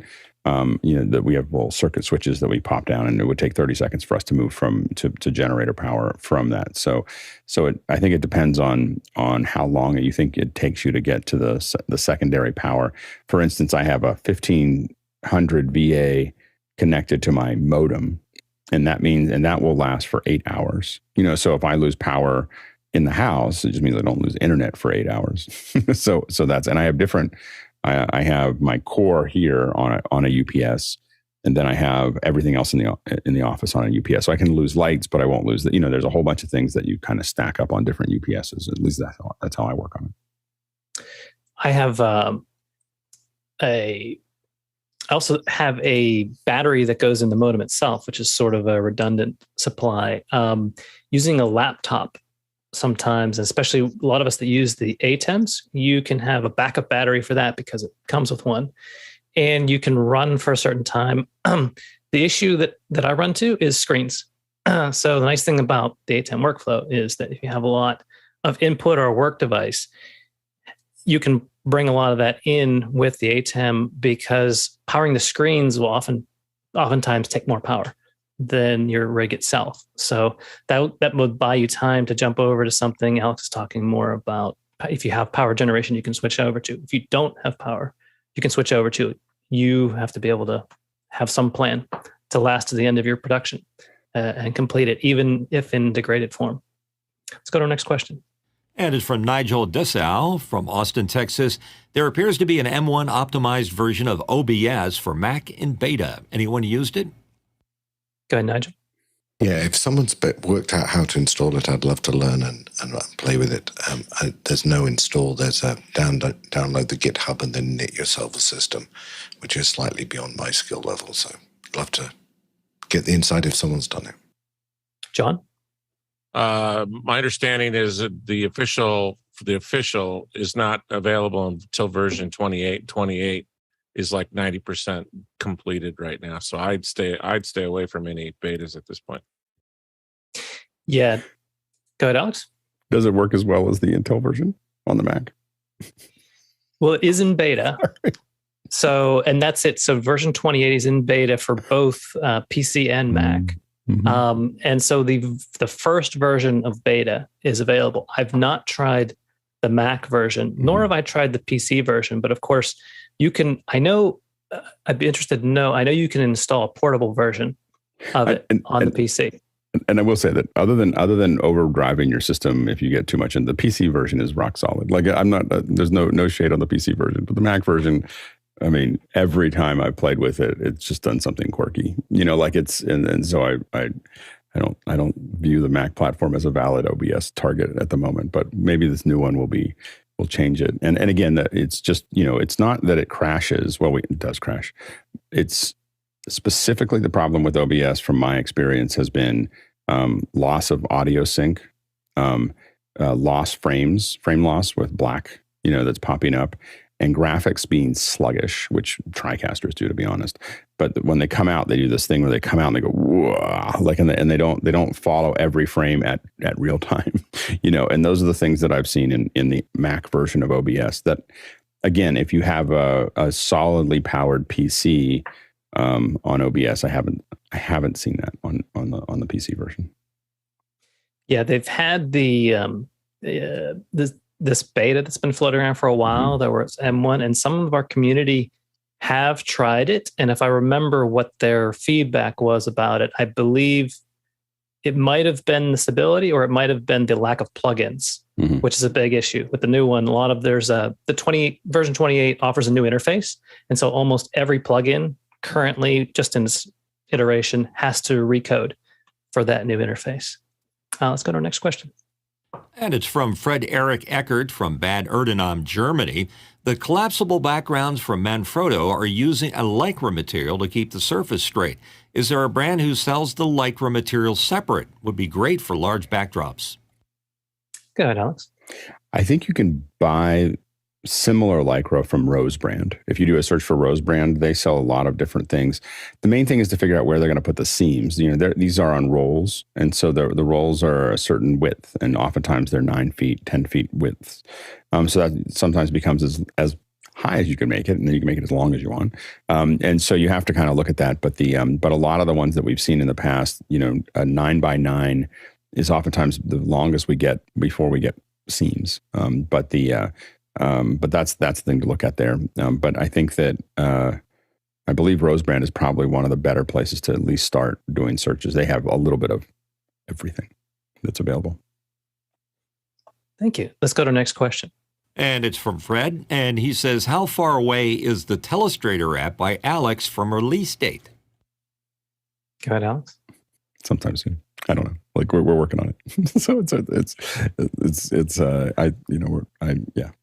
long story, but we're still working on it.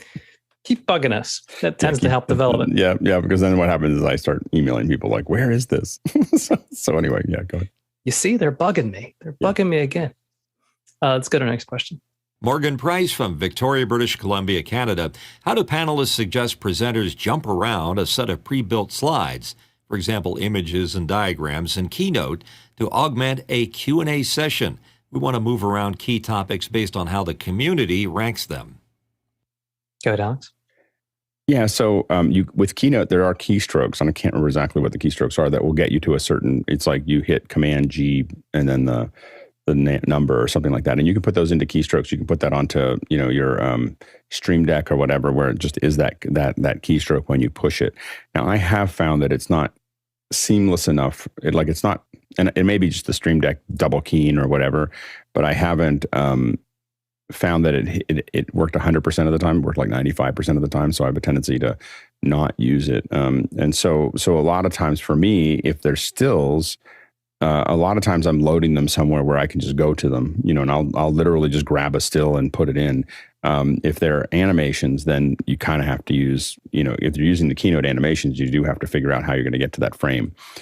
This is where I really like having a switcher. So I like being able to switch out and be talking to you, tap on the, jump to the frame that the slide that I'm looking at, and then be able to cut to it and have it pop up is a lot more stable, in my opinion, than trying to do it live, as you go through that. Now, the other thing you can do is render those, render out all the animations and then put them into a playlist. And that playlist can be in something like MIDI or QLab or other things like that, where you really, this is when we were doing big presentations. Like when you see a big presentation on, from a large corporation, they're not using Keynote.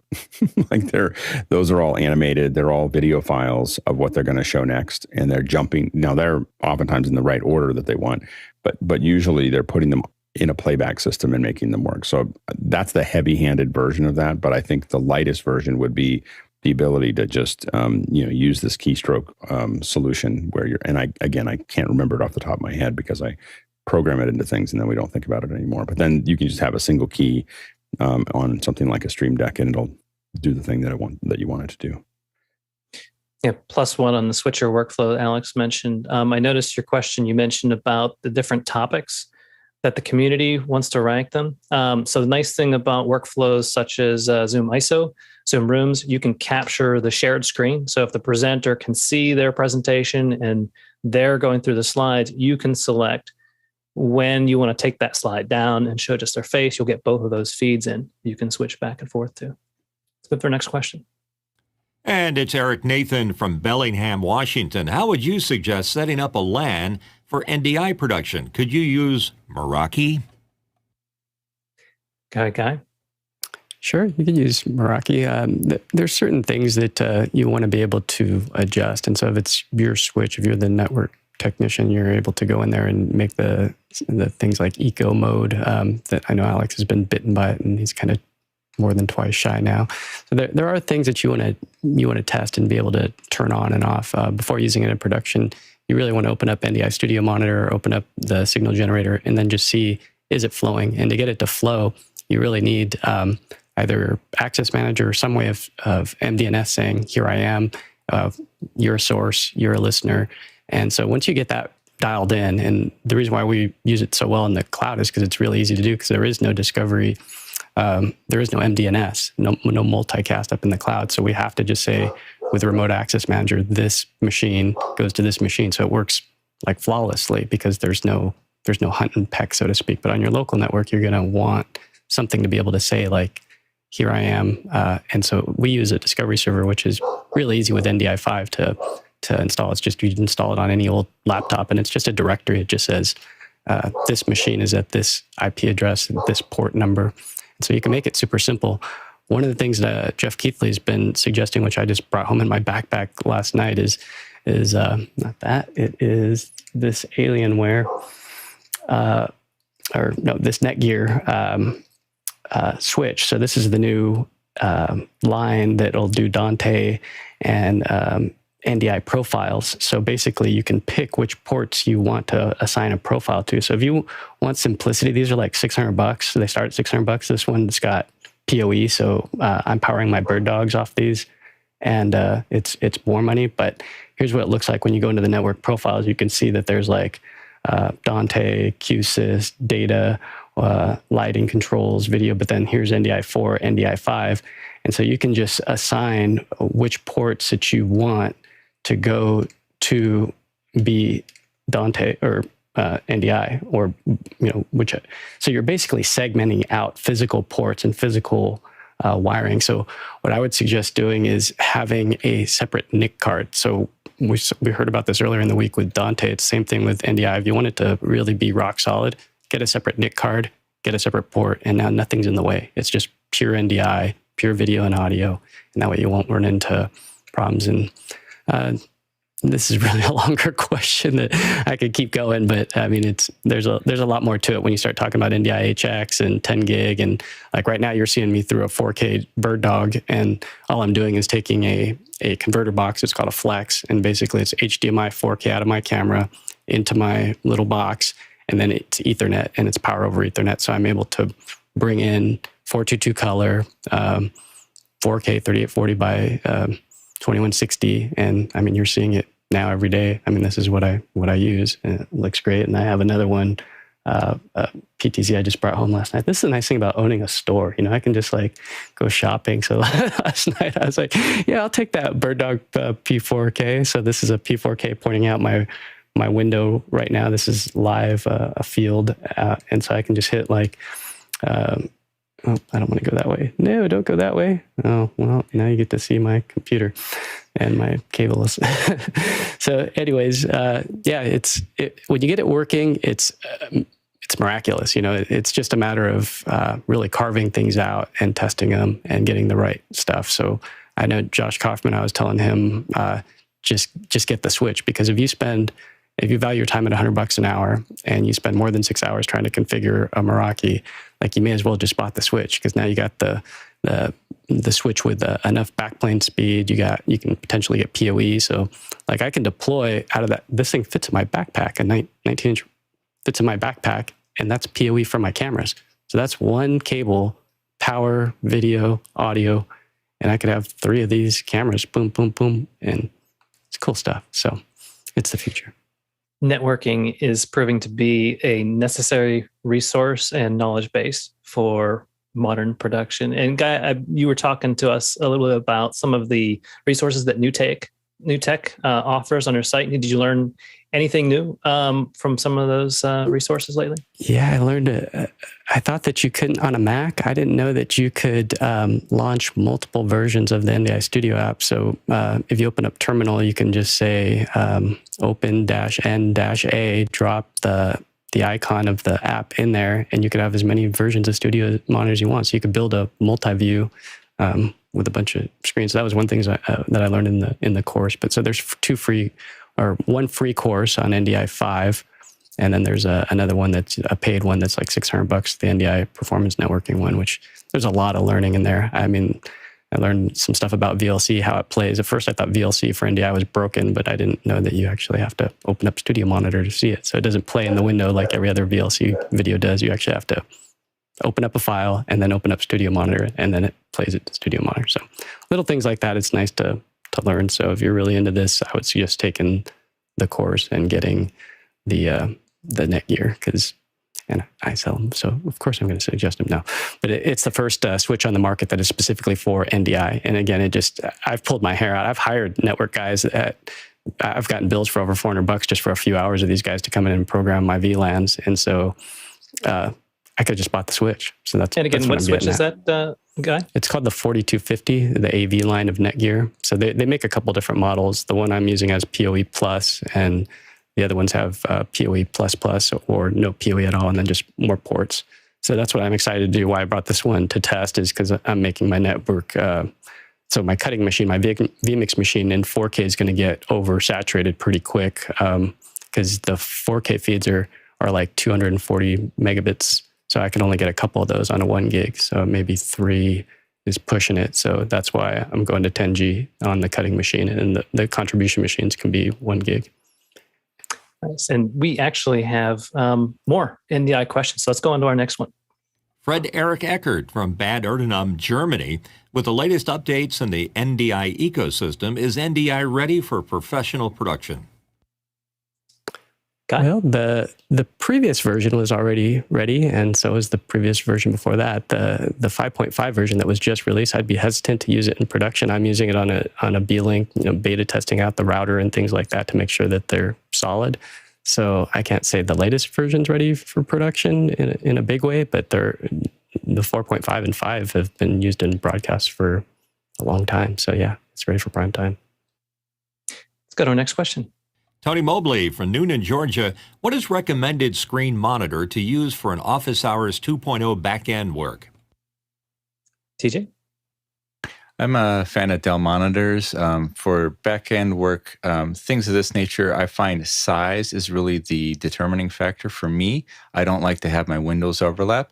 While I cannot show you any of the back-end windows, I can show you what I have set up to view all the back-end windows. I have 3 30-inch monitors sitting in front of me, and you can imagine 4 Zoom windows and at least half a dozen different browser windows all open, and none of them overlap.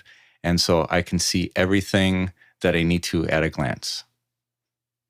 Fantastic. And having 4K and multi-monitors is helpful for back-end work because oftentimes we have several feeds that we're looking to put up at once. Let's go to our next question. Paul Valhus from Austin, Texas. Alex, did you order the Insta 360 link direct from Insta, or is there a USA source? Direct from Insta. There you go.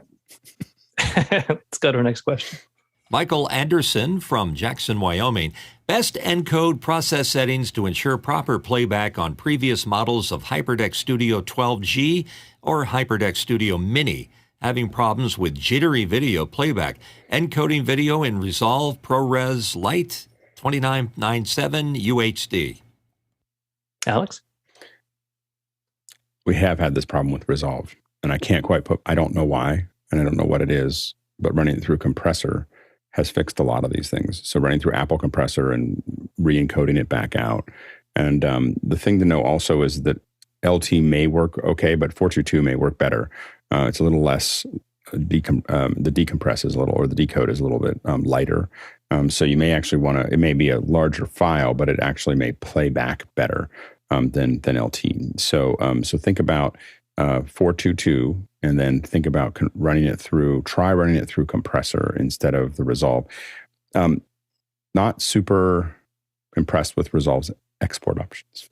I like working in Resolve, but I tend to go with the highest quality out. I feel like Resolve is really good at, like, if you're doing high-end production, it's well tested on, writing out really high-end solutions.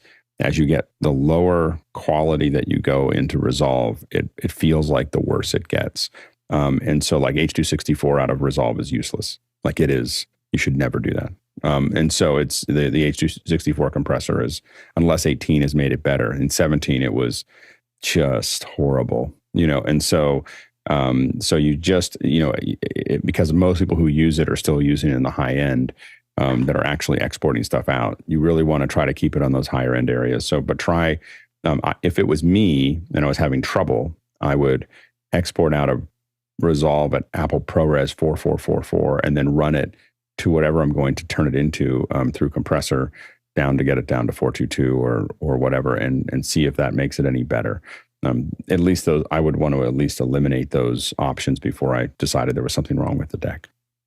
And the final thing is making sure your cards are fast enough. The card should be at least twice as fast as the bandwidth, if not 4 times the fastest bandwidth. So if you're using a slower SSD card, one place that you may find this, for instance, is SanDisk. We had a lot of trouble with older SanDisks for the SSDs, and so we stuck with Samsungs for the most part. Thanks for that, Alex. Let's move to our next question. Gordon Lake from Los Angeles, California. I caught part of a conversation in office hours related to using an ATEM Mini SDI as graphics input into an ATEM constellation. What would be the workflow? Go ahead, Alex. I was trying to figure out what we were talking about that was about the ATEM Mini to the SDI with graphics, like why we would need it, because it doesn't do a key fill out, I don't think. I don't think it does a matte out. So it's not like you could do a key fill from there. Yeah, Mark, do you know what that? I think, there was a conversation for a while about coming out of the Constellation into an SDI ISO to do the recordings. I remember that conversation. That I remember, yeah. I mean, you could use it. I think one of the things that, the only thing that might happen is keys. You can theoretically do it in the constellation, but it would open up those channels in the constellation for you to do other things with it, and give you an individual operator working on a key. So if you have multiple cameras for a virtual set, then you want to have someone working on it. You could theoretically free some CPU power there to do that, but that's all I could think of. You're basically then using the minis as a keyer, as like a little inexpensive ultimate. All right. Thank you very much. Let's go to our next question. Douglas Carmichael, since Resolve 18 has fixed the jumping forward after using a menu issue I've talked about before, I've transitioned to using it as my main editor. Would you recommend purchasing Studio before getting any Blackmagic design gear? Go ahead, TJ. If the free version, and I'm assuming Douglas, that you are using the free version currently, if it's working for you now and you don't have a need for the features that are in the Studio version, stick with the current version that you're using now. Use the tool until you cannot use it anymore, or it becomes cumbersome to do what you need it to, and another tool has better features. And if you plan on getting a Blackmagic camera down the road, you get Studio for free. Alex? Yeah, exactly what TJ just said. I've never bought Studio. Well, I have bought one, but with every camera it was mostly just because I lost the thing that came with the cameras. So there's no reason to buy. I mean, every cinema camera the Blackmagic sells comes with studio. So you should buy that if you're going to buy studio, and then you have a camera and studio. But unless you're hitting a wall and there's some effect that you need, I would stick with the free version. At the very least, get yourself one of these. Studio comes with it. Yeah, see, there you go. Next question. How much is that? That's like $300. It's the same price. Right, it's the same price. So don't ever buy the studio. And whatever you do, never, ever, ever buy Resolve on the App Store. It is not the same build. So yeah. Plus another caveat of that. What was it? From getting the App Store, it was you can migrate to different devices with the keys, but you're kind of limited if you buy it on the App Store. Let's go to our final question. Peter Belbin from Houston, Texas. I've seen people have very bad results when shooting people in front of projected images because the projector DLP Plus color wheel was not well synchronized. I think the Epson 3 CCD non-DLP projectors are a better fit for this kind of task. Comments? Go ahead, Alex. Yeah, the big issue that you may see scan lines and so on and so forth. That means you need a projector or a source for the projector that is gen lockable, so that you want to gen lock those cameras to whatever the source is that's providing the projector that piece, or you may see scan lines, and you may see that in both LEDs as well as projected images. And our final question. Bob Sturdivant from Amman, Jordan. Any photos, videos, slide presentation software that would allow you to preload photos and video snippets in a queue and capture the real-time markers while playing music for output to a video file? I'm trying to think of what that means. Yeah, I'm reading it too. So I think that what you're trying to do playback, is, yeah. No, I think that the idea is that you're preloading the photos, and what he wants to do, I think, is listen to a music file and then record jumping from one to the next. Capture real-time markers while playing music for output to a video file. So I think that it's capturing what you're doing. There is a company out of Europe, and I just can't think of it off the top of my head, that will listen to an ATEM and generate an EDL. It'll generate, listen to an ATEM, and they've got a patent. It's a lot of drama. So you can sit there and cut a show with the ATEM, and they will write an EDL from that. So that's one option. Another thing to think about is that if you're recording with an ATEM ISO, it's keeping track of your edit as well. Fantastic. I hope we've answered your question. And if not, feel free to submit them. You may also check in if you're connected with our community. You can check in with our Mukana answers in our live chat and connect. We encourage you to connect with our community as well. We appreciate all the hard work that went into the production to bring this show to you, and our panelists and all of our producers for our wonderful questions. Now we're going to head into after hours. Until our next show.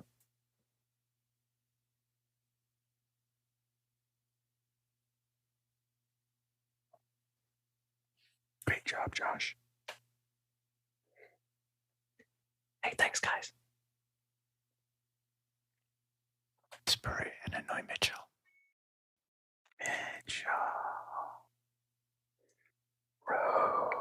Rosebud. Thanks for that. See, ruined it. You ruined it again.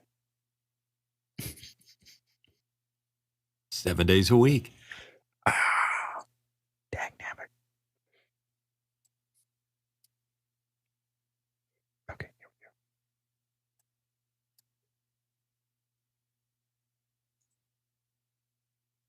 we go. Meraki. Sorry, Mitch, I couldn't resist. I know. I least I don't didn't get say- to be here very often, so. At least I didn't say Meraki, so there we go. You were tempted, though. I was very tempted, but Be honest. It would have been